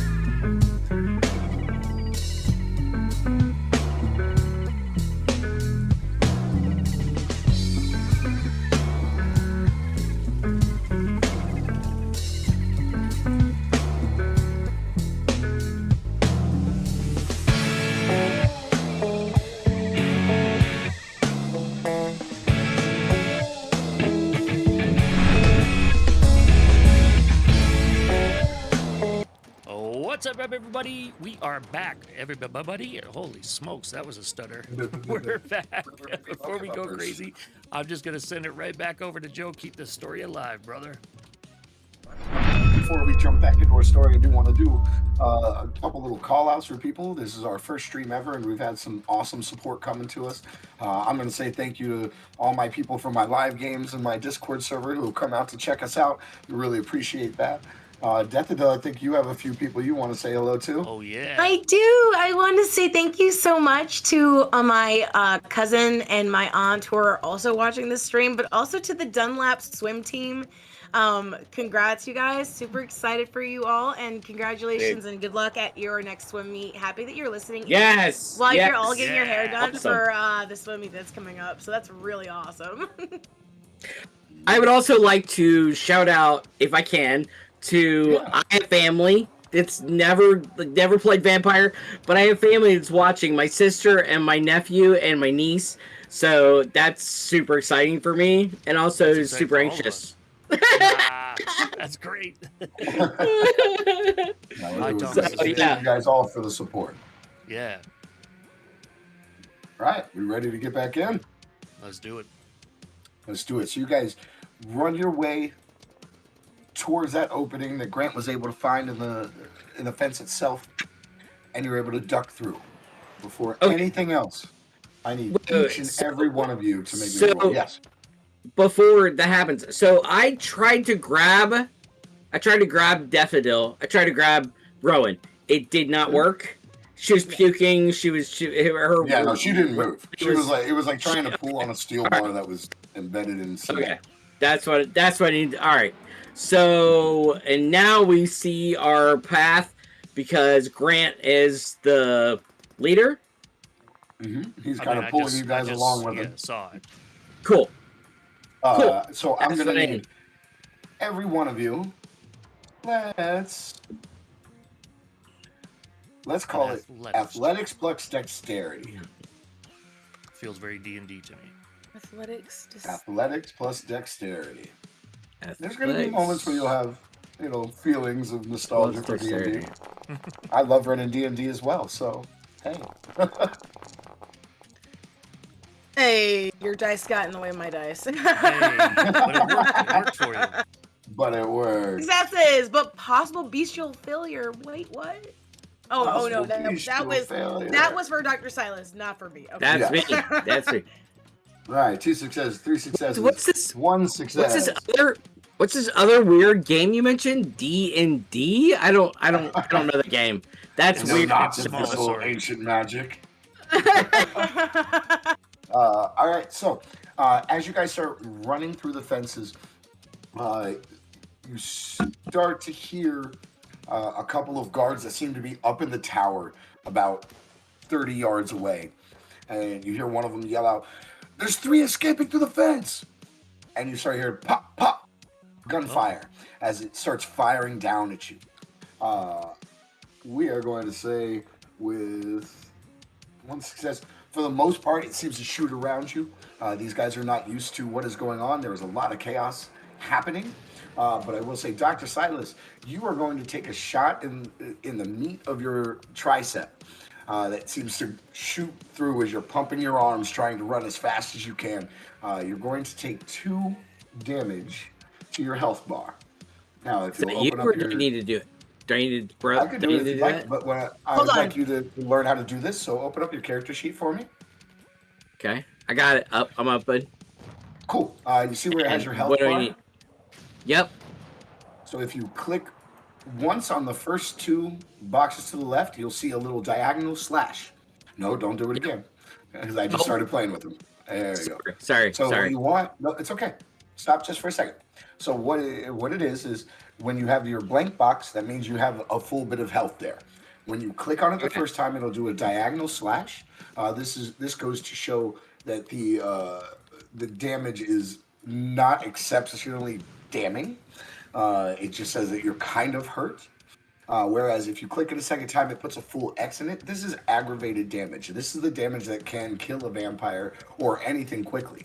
Aggravated damage to a mortal is like a gunshot. If it is something that can actually kill you, it will deal aggravated damage. For vampires, though you guys still don't know that you are them, things like sunlight, fire, or the cross of someone who has true faith in what they believe in can cause aggravated damage. There are supernatural weapons and creatures that can also cause aggravated damage.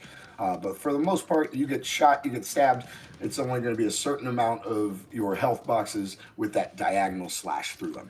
Okay? So you take 2 damage as the bullet flies through the fat of your tricep as you're pumping your arms. It goes in and out, so you know there's nothing stuck in you, and you guys get to keep on running. Because of the good successes of your other 2 teammates, it was kind of a group roll to see how many times anybody may get shot at. But you guys wind up running through and make it to the forest line and start heading into the woods. All right, now that teaching moment. Uh-huh. Well, now that the teaching moment is over, I have a question, really quick. Is there? All right. So instinctively, for Rowan, feeling the way that she is, I have this feeling that regardless of who's around her, she would always want to protect who's ever around her. Is there a way that, because I know that I rolled really well, what if Rowan actually instinctively threw herself in front of Silas before he got hit? To take the damage or to push him out of the way? Well, 2 different things, right? We don't know we're vampires right now, and I know this is a bit meta, Right. but I know that there's also things that are happening to us that we also don't understand. So if I was to take that hit for him, would anything happen to me that might, oh no, like you're discovering anything? And that's okay, because I'm happy to also take that hit. I have a lot more strength and could probably take it a little bit better. But let's say that Rowan, while she can hear, because she's got heightened senses, can hear every bullet that whizzes past her head, that can hear every direction that every bullet is going to, could throw herself in front of Dr. Silas before he got hit. What do I need to roll to do that? We could do that. We're going to do 2 different rolls. Okay. First, I want you to roll me athletics plus dexterity. Okay. Start with that. Hold on. This is to see if you can get in the way fast enough. Okay. No, my lucky dice is in my pocket. Hold on, let me hold this really quick. That's where I keep all my lucky dice. Yeah. There's no other reason for pockets but for dice. Okay, I didn't reach it fast enough. Nothing. Ooh, I see nothing. Full on failure. What we got? Failure? I thought it was going to be cool. Apparently not so. It was a really cool. Remember, you can use a willpower concept to re-roll You're right. 3 of those. I'm going to use a willpower because that was unfortunate. All right, hold on. Let me roll. Yeah. And go. Let's see what we got this one. What do we got? All right, much better. Much freaking better. Successes. Yes. You hear. So I still your don't heightened understand senses dice. not only allow you to hear, every gunshot whizzing by your head, but it's allowing you to hear every small click of the trigger as it's being pulled, and the differentiation of air between where the muzzle was firing before and where it's going.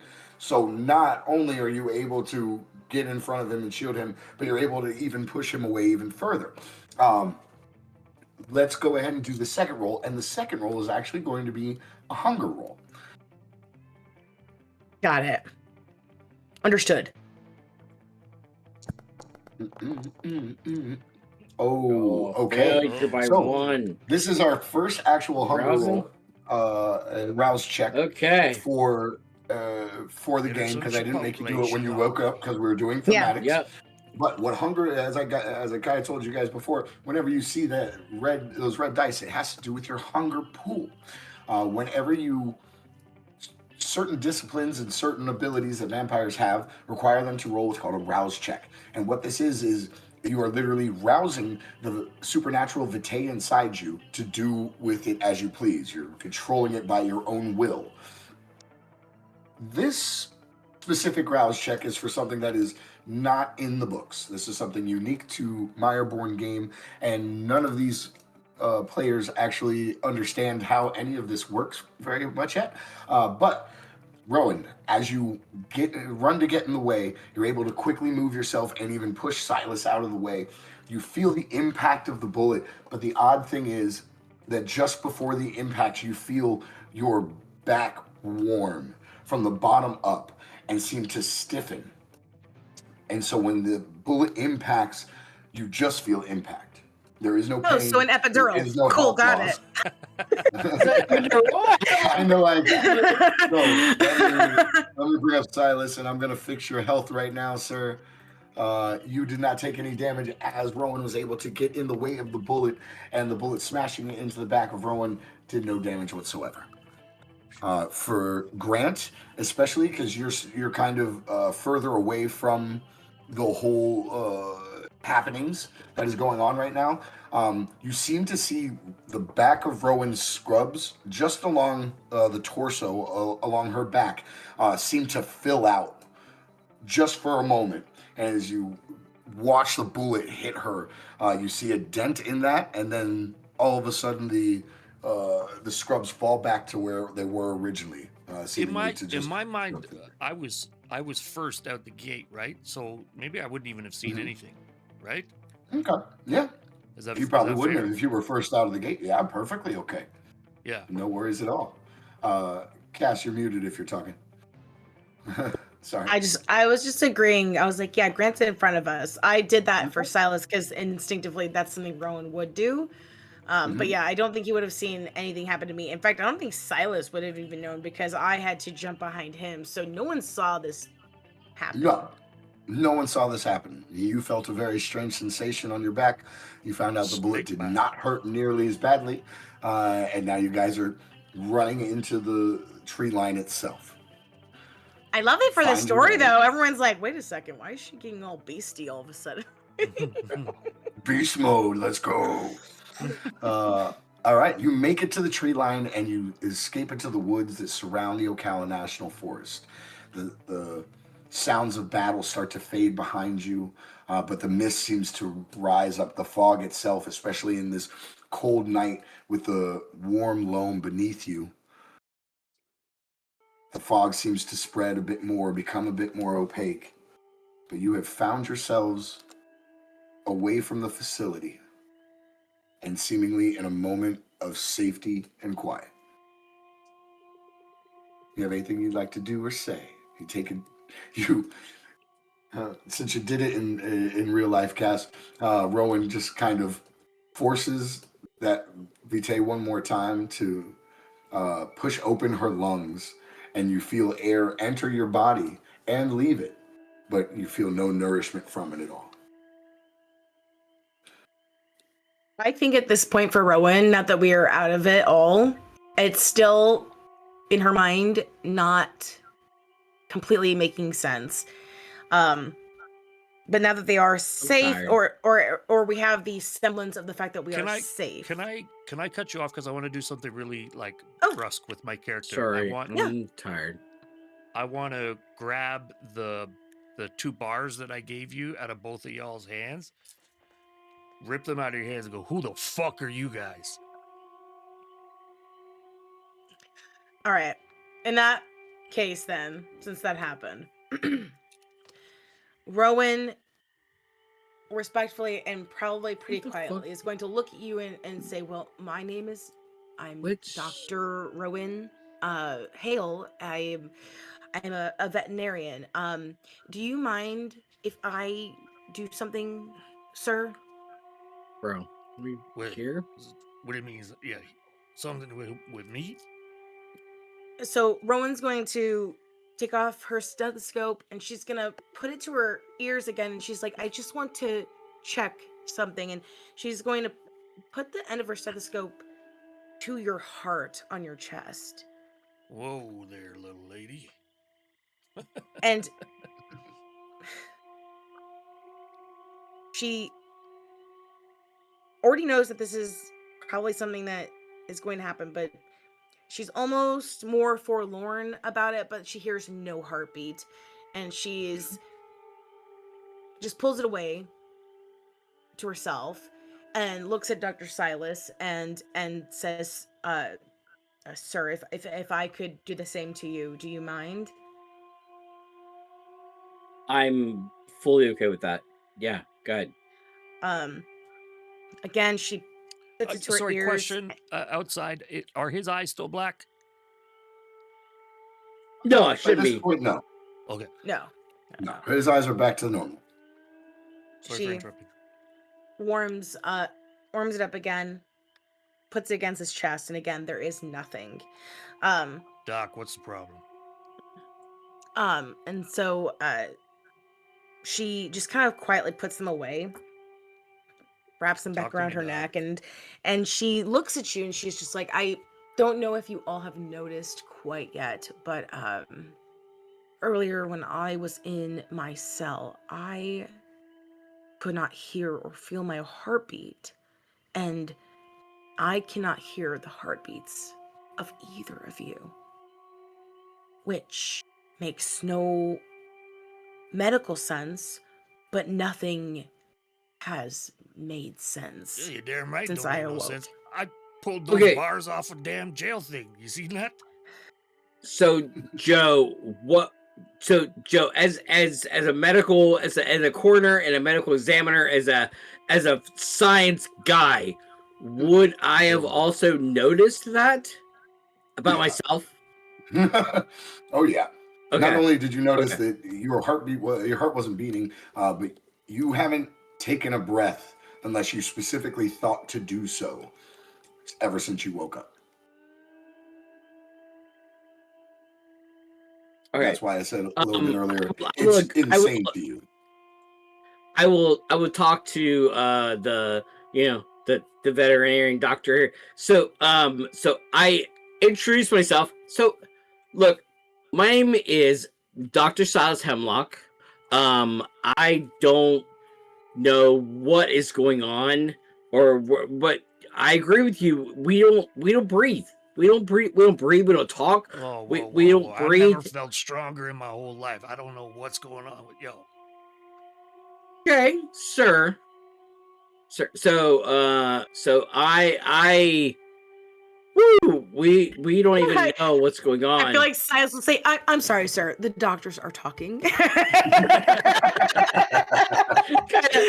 Sort of. Yeah. That's fair. That's fair. Fair. So, So sorry, I'm sorry. So we're in the woods. We're in the part of like far away from the building, and we're Yeah, I figure you far enough guys away. probably ran pretty hard for a good 10, 15 minutes or so.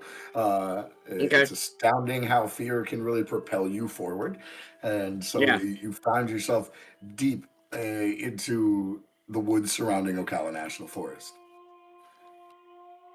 And Listen, Rowan look I at know both that of them y'all and said- ask Grant, like, I don't know his name's Grant yet, but like, sir, You could call me Chap. you said you could pull. I can call Call you you what? what? Chap. Short for Chap. Chapman. That's Chap. You said you could pull Chap, metal okay. off a wall. it. I mean, Is that what you said? You don't see these here? I pulled them right off that cell. And she looks at Silas and she thinks to herself, like, Dr.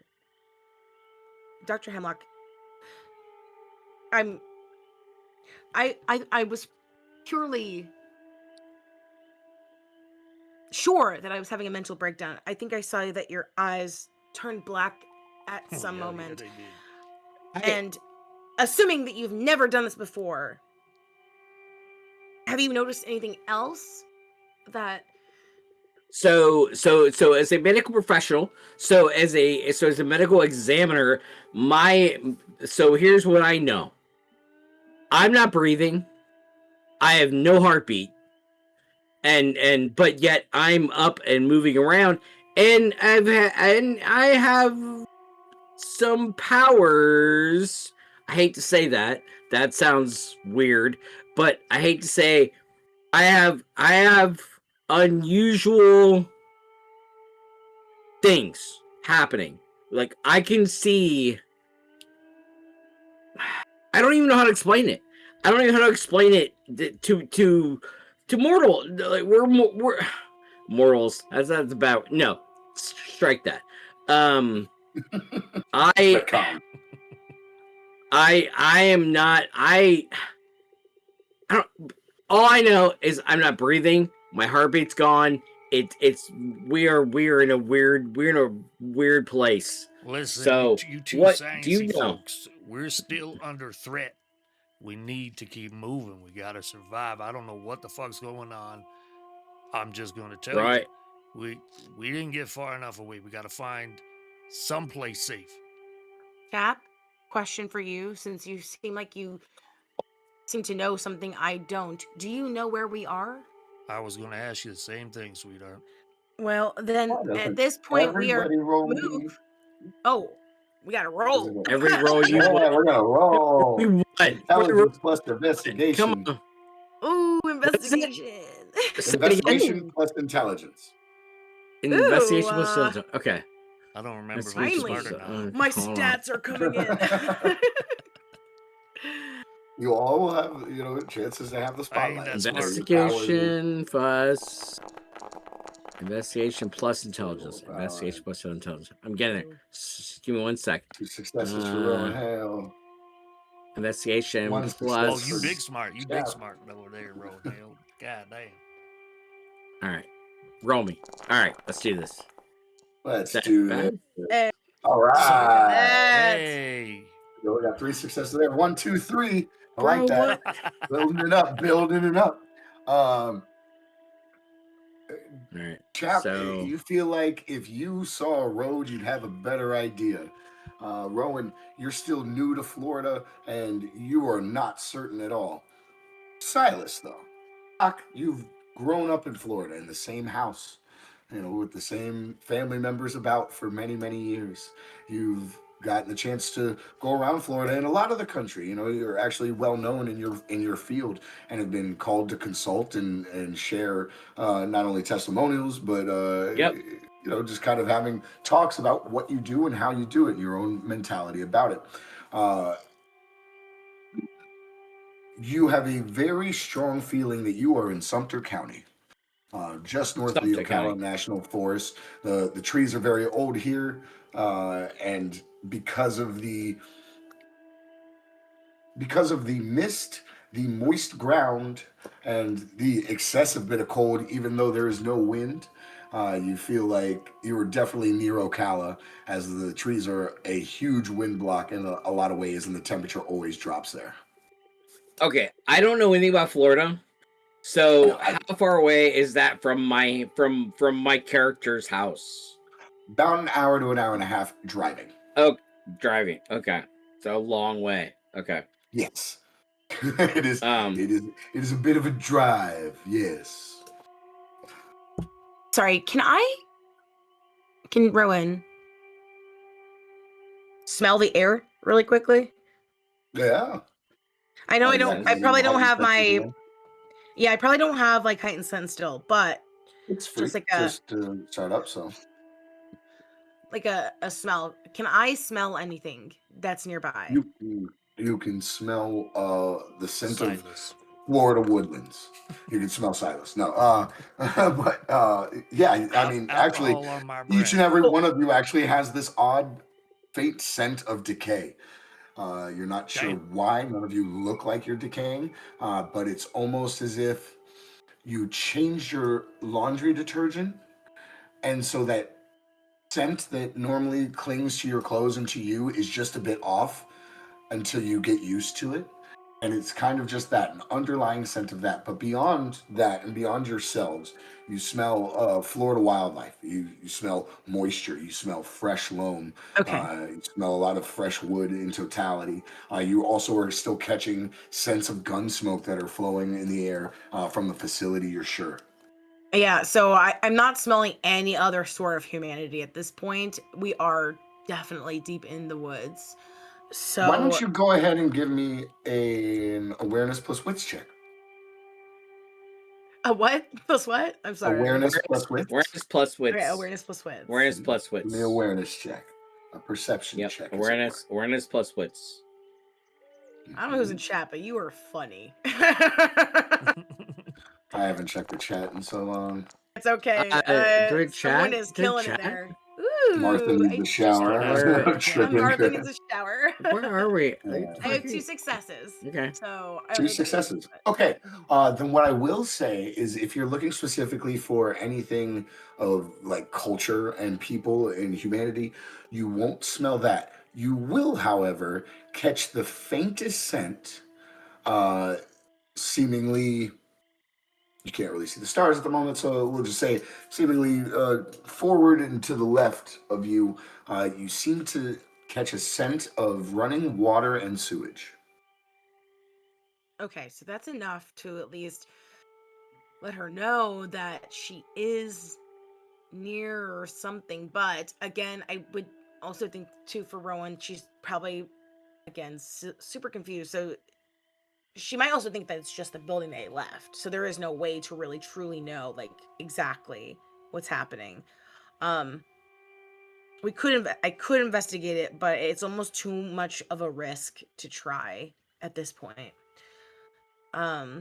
Listen, we got to make a move here. I'm telling you, we cannot sit still. They are going to come. Did you see how heavily armed they were? Yes. And with that, I'm going to give you both back your steel bars. Just in case. Rowan goes, that's lovely, thank you. Where it's like you're like still trying to be polite, but you're like not listening. You're too involved with your own thoughts at the point. She looks at Silas and asks him, do you know where we are and how long it would take us to get to civilization? So I don't. I have no idea where we're at. Like I think Silas, he feels he was an hour and a half away from his house, but I don't know that. Like I wouldn't know. No, So, you do know that though. Oh, you do know that. You do know that. Oh, I That's do know why that. My That's character what we asked rolled you. for. So my house is about an hour and a half away. If we want to go there By the roads or by the foot? by the crow flies. No, by the driven SUV or minivan that you have. Yeah. Because So- I ain't got my bike. I don't know how we're going to make that journey. We need to hunker Okay. down right now. Does anybody know where they were last before this all happened? I was at work. I was at the hospital, like Sanford Hospital. Like I was there. I don't know what the name of it is, but that's where I was at. You don't know the No, name it's of it. canon now. It's Sanford Hospital. Okay, cool. I Sanford don't Memorial. live in Sanford, so It's okay. But I have the exact. We can retcon. That's not a big deal. Yeah, no, I know exactly where you work at. So yeah, you let them know. About an hour and a half by car. No idea how long by foot. Listen. I ain't trying to be rude, but I ain't trying to make an hour and a half journey right now. We need to find a hole somewhere. Where's the closest civilization to where we are right now? I got no clue where I am. The only thing that I can tell What at I- this moment that is there is a sewage system somewhere nearby and running water, but that could be the facility we just came from. I can't trust that it's not the exact same place. It is in the opposite way. Is it? Okay, where then you all right. I do smell sewage and running water in this specific direction. We can go that way. If anything else, we could at least stay in the sewers for a couple of hours to hide out until people stop. That's it. And then maybe double back and figure it out. And go to this guy's place. that makes sense. Let's make. Like I a said, move. So I'm gonna my start- house is about an hour and a half away. So All right, if so- we're- Let's go ahead. And let's walk that direction. Yeah. After you. You guys start trudging your way, not feeling an exceptional urge to run and dash through the woodlands. The danger is still present, but far behind you. I gotta You say wind up here, folks, I'm not even tired. Like after all that, shouldn't we be tired? Like we said though, Champ, Chap. Chappie, Just chap. Chap. specifically was that I I love checked your- it. look. You cannot breathe. You have no heartbeat. I'm breathing, We I'm are walking. obviously no. Go ahead, take a breath for me. Okay. And I'll take a big breath. What do I... And so your she's lungs actually fill she's with gonna air, she's but gonna it take does these nothing off and for put it. them to his own ears while he does this, by the way, so he can hear the fact that he can hear the air, but it does nothing. Mhm. I mean, I gotta be honest, Doc. I wouldn't know the difference. What's it supposed to sound like? One thing you will remember from a childhood is playing with as kids play with various things. The stethoscope's supposed to hear a heartbeat, and there is none. There is nothing there. There is no movement of blood. There is no pulsing of your heart. And as the air leaves your lungs, you find that you don't miss it, that your body isn't craving more of it. And craving something that you've dealt with throughout a long time, whether it be cigarettes, booze, action, and your body is not craving oxygen like it used to. Okay. right. Hold on here, Doc. I hear what you're saying, but I'm not understanding what you're saying. But the one thing I do right now, right? The one thing I do know right now is I have an unsatiable hunger in this belly. Anybody else hungry? Every Like one of you. I swear I can smell like a Every deer in this single forest. one of you. I'm about to go eat some. Yeah, I am so hungry. Like I'm so hungry. You don't even know. Like I didn't want to bring it up, but yeah, I'm so hungry. The moment that Grant's like, yeah, I'm gonna eat a deer, like Rowan gets that title above her head that says, like, Rowan will remember that. Mark. Yes, she will. Yes, she will. As you said earlier, you clocked it. But yeah, regardless of the hunger in Rowan's belly, she's not going to vocalize much because the stress of everything that's happening is far too much for her to really handle anything right now. But we are still moving in the direction of the sewers, so we'll keep walking. How long will it take us to get there? And by the way, I also have this other thought too, guys. If we have no heartbeats, we are using air, but it's just superficially. Why can't we run an hour and a half? We aren't using our lungs.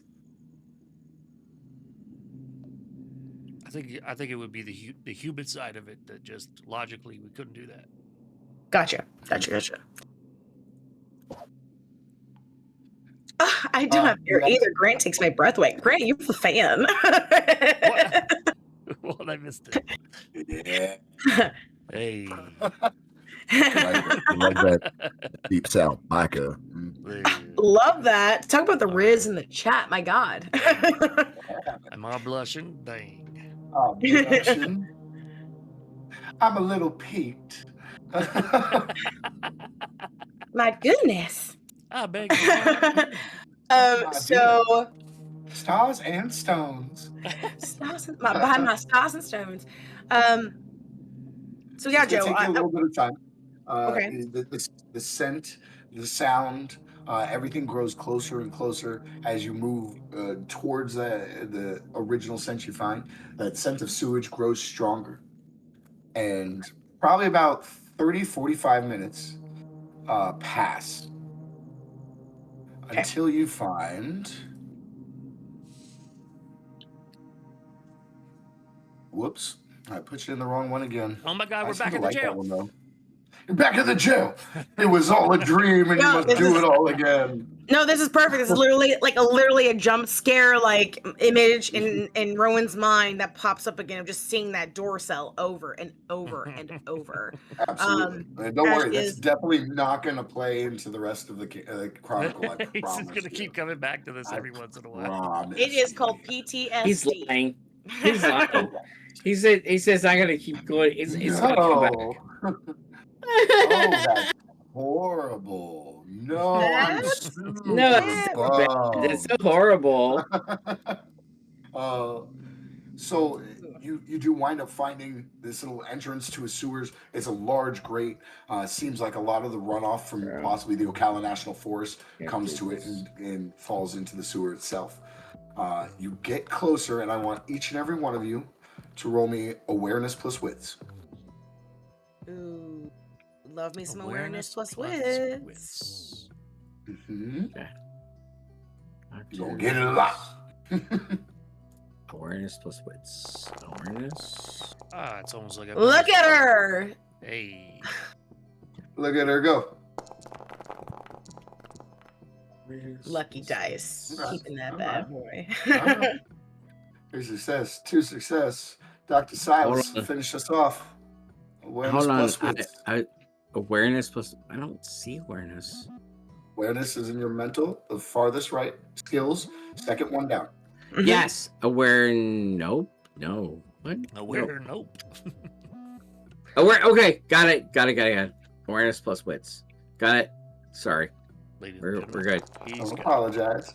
We know Yeah, you're tired, my man. We all, just so everyone on the stream does know, we all work normal jobs. We are normal fucking people. And so our schedules are still aligning in totality. Our circadian rhythms are going to have to change for some of us, but we'll get there. So just be patient with us. I'm glad you're here with us for our first stream. But what is it you like to say, Greg?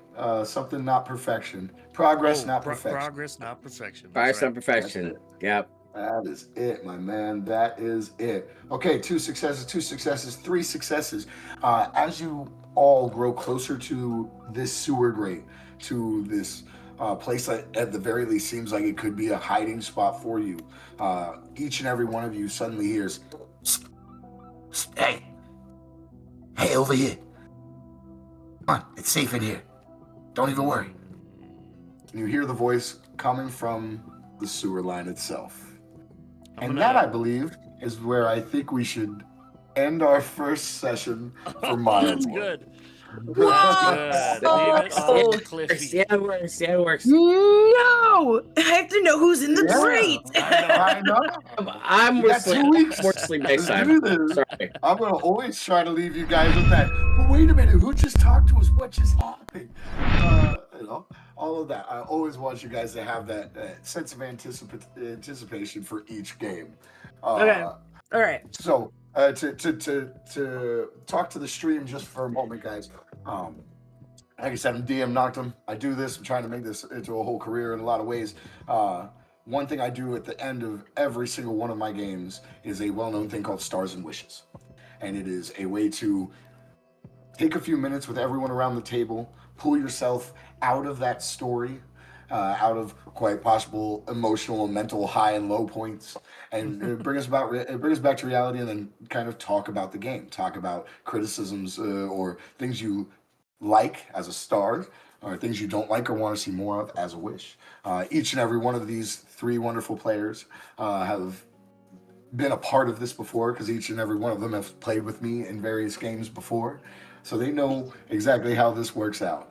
And we got laughing going on, so I can't wait to see what we're talking about. I'm sorry. I always seem to miss the chats. No, it wasn't the chat. It was I was like, wow, look at this dungeon master and his aftercare was what my thought was. Oh. Aftercare. Oh my god. Okay. So Thank you so much. Where Seriously, There this are numerous ways that you could use Dungeon Master, and I kind of fit them all, so it works out. Let's start with Silas. All right. Silas, Okay. stars and wishes, my dude. Guys, I'm so sorry that I'm so tired. I am like I work third shift. And it's totally like bizarre for me to be up this late. So I'm sorry. I will make sure I'll have much more sleep. I'll have much more sleep next week. I'll have much more sleep next week, or week after. So yeah, so it's been fun. Yeah, it's been. I don't have anything. Come on, Joe. I don't have anything negative to say. Come on. Look. I just. I don't have anything negative to say. So. Let's send it to Cass. Why don't you jump in? Tell Thomas how awesome he is. Tell him to stop apologizing. Right. Actually, that's one of the biggest things I always tell everyone and every one of our our stars and wishes is that never apologize for not being aware of what's happening or not understanding all of the rules. Those books that these campaigns are written in are legitimately hundreds of pages long, and if you read them, awesome, dedication to you. Thanks for doing the background checks into everything that you do, but you are not expected to know everything, especially when we're using a system like Foundry, and then also doing a tabletop role-playing game virtually for the first time.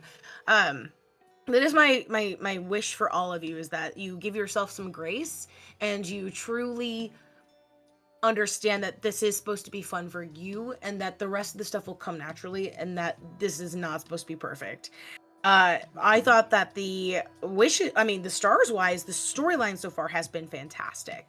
Mm-hmm. I've not only felt connected to all of the characters and what they're able to do, the scenes, the music, the ambiance, everything has been so specifically gorgeous that it's been like a whole new experience when it comes to something so where you're always using your own imagination. My wish for myself is that I will stop closing my eyes as much as I do. And that is because I'm trying out new headphones and I actually don't like earbuds. I usually wear like cans. And if my cousin is still online, he probably knows this, that I had a hearing issue when I was much younger. And so it's hard for me to be able to hear things unless they're directly in my ears. So I have to really focus. Otherwise, I'll get super distracted by everything else that's around me, and I won't be able to hear what's happening. Which works out perfect when other scenes are happening. My character's not supposed to know or understand, but when I'm trying to listen to my own things, I struggle. So I have to close my eyes to truly focus on one specific voice as we speak. That's my wish for me, is that I will open my eyes more. But other than that, I had such a good time with all of you, and you are all fantastic, and I'm excited to keep playing the campaign. Nice. Is it my turn now? I think it's my turn. It is your turn. Go, bro. I honestly, I think each and every one of you guys were stars for different reasons from my perspective. Thomas, I wish that you knew or had faith in how awesome you are. You're the most charismatic, kind dude I've met. What? Okay. You're playing this Thank crazy you. character, Thank you so and much. I know that you're anxious about that, and I guess that's a wish as well. I wish that you just commit to it, because we know it's going to get weird, and that's okay, and we love you for it. Cass, I think I even said it on stream. You had this role playing moment where you came in and helped center me in terms of how we should be role playing. So I really appreciate that. You were so good in the moment, understanding your character and expressing. Why is she so good? I feel like she's so good. I feel like she's so good. Like holy crap, she's so good. She's supposedly a new role player. She is a new role player. Okay. I am a new role player. Sure you are, liar. Let's give Greg his time, and then we can banter back and forth and talk crap, all right? And Joe, as ever, you are a champion of commanding the story, keeping it moving, giving us little plot points and breadcrumbs, with as well as allowing us to explore the space. I'm tired. I'm constantly thinking about, I'm in that scene, how can I do something creatively different? I know I threw a few weird things at you there, so you did that very well. Yeah. which connected to my character, right? My character is basically a mechanic, so he's gonna think like an engineer and he's gonna try different things. So that was wonderful. In terms of wishes, I literally have none. This was way better than I expected.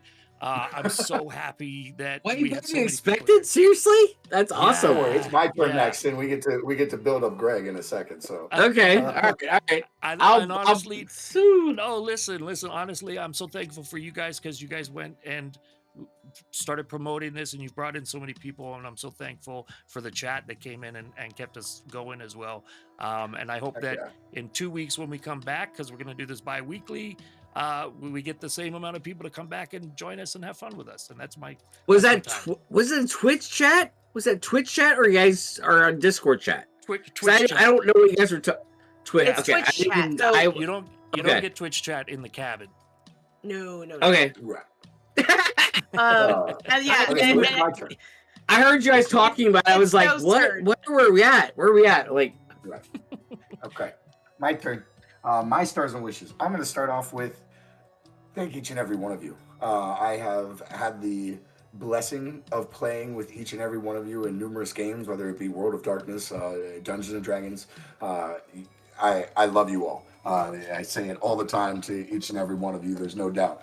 Cass, you've been a born role player and actress your whole damn life. I know it for a fact. God, damn, she's and, good. and you get to shine here, and it's awesome. Even as a dungeon master, there's always that balance you have to find when it comes with every player. How much do you push them down the story? How much do you let them get creative? How much license do I want to give them or take for myself about the scene? And Cass is one of those players that half the time I just let her go, and then I'll figure out how to mold the scene around her sometimes. And I promise that's a great thing.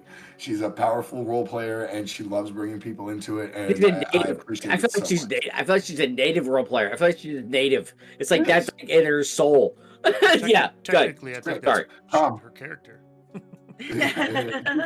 I mean, she plays her character super well. Every character That'll she make plays, sense later whether on. she's a fiddle, playing demon-born creature, or if she's a veterinarian here. That's Tom, a weird one. I don't. Yeah, that's weird. Where would that would ever come from? Tom, man, I'm so glad and so blessed that you took a chance on me a few months back at the end of last year. You found me on Reddit running a game, and I'm so glad to have it. You are awesome to have. You are so much fun. You're such a part of our community that it's so great, and I love to see you. I love how much we talk about all your characters and what you want to hyper focus on next. Just your passion for playing the games and being part of these games and being with the people who I care for in all of these games is awesome. Can I just say this one small thing? Yeah. You, Joe, you, Cass, like everybody in your community, you've literally brought me out of darkness. Like I don't mean that. I don't mean that in that sounds really, really deep, but I literally, like, I was in a depressed state before I decided to jump in, and I saw your Reddit post on for Vampire, and I was like, let's do this, motherfucker. And bro, it's been like Thomas, you're the best. it's literally It's so heartfelt and great, dude. Yeah, so sorry, but yeah, No. you've gave me not. I don't want to be like that guy, but you've given me a lot of like joy, dude. So much joy. Like you've so much joy. Let me add on top of that before I go and start blowing up Greg's ego. Excuse me, Joe. I need to actually interrupt there. The chat has said that Noctum is a great DM. You really build and describe the scene in a way that the audience can see without seeing. On Twitch. Because you're not in chat, you need to know that. Oh, thank you guys. That means a lot. That means a whole hell of a lot. So to jump onto what you said, Tom, just real quick before I start telling everybody how awesome Greg is. You don't have to do Greg is awesome. Greg is I'm gonna awesome. do that. Greg is awesome. Tom, Thank you. I'm so glad to hear you say that, and we've heard sentiments like that from numerous of our players in our community and stuff like that. And I just want to put out there to everyone who's watching the stream and everything else, everyone you see on this screen and everything that we're connected to is always going to be inclusive. The whole point of tabletop role playing games and being geeks and being different. I was born in the 1980s. Some of us even older, but those of us who were geeks and nerds and used to get picked on for the stuff that we do, we had to come together and band together and be a people. This is what this is all about to me, is inclusivity. And I want you to always know you always have a safe space with me and my people and our places. So now it's my turn to blow up Greg. Hey, Greg. Oh, brother. I'm gonna tell everybody on stream the story of how you and I met. Do it. Okay. Do it. All right. Let's do this. I had just started, on the end of last year, I had just started running games on Start Playing. I'm like, this is something I love to do. I've had a successful live game, which some of my players were here today, which is so awesome. It's been going for about 2 years. I just started inundating myself with all these games and all these groups on social media. And one day I see this post about a guy who's thinking about streaming and he wants to get a D&D game together. And if you want to talk to him, send him a DM. And sure as shit, I sent him a DM. And this guy, this super tall Canadian fucker, gets back to me. Gets back to me. And we have a whole interview session between the two of us. Yes. And we realize how alike we are and how focused of mind we are and how much a lot of our goals align. The cool thing about Greg, though, everybody who's looking at the artwork, everybody's listening to the music and the sounds, that's Greg, man. That's all Greg. This whole overlay, the whole twist, that's Greg. While each and every one of us have our strengths in part, Greg is the guy pushing it forward. He is the freaking locomotive. He's a tech wizard. He's our tech wizard. It literally is a tech wizard. He's Cass is also very techy. Okay. Come on. I mean, she's also a tech wizard, but. Mm-hmm. Yes, we know. Tom is the number 2 fan. We know.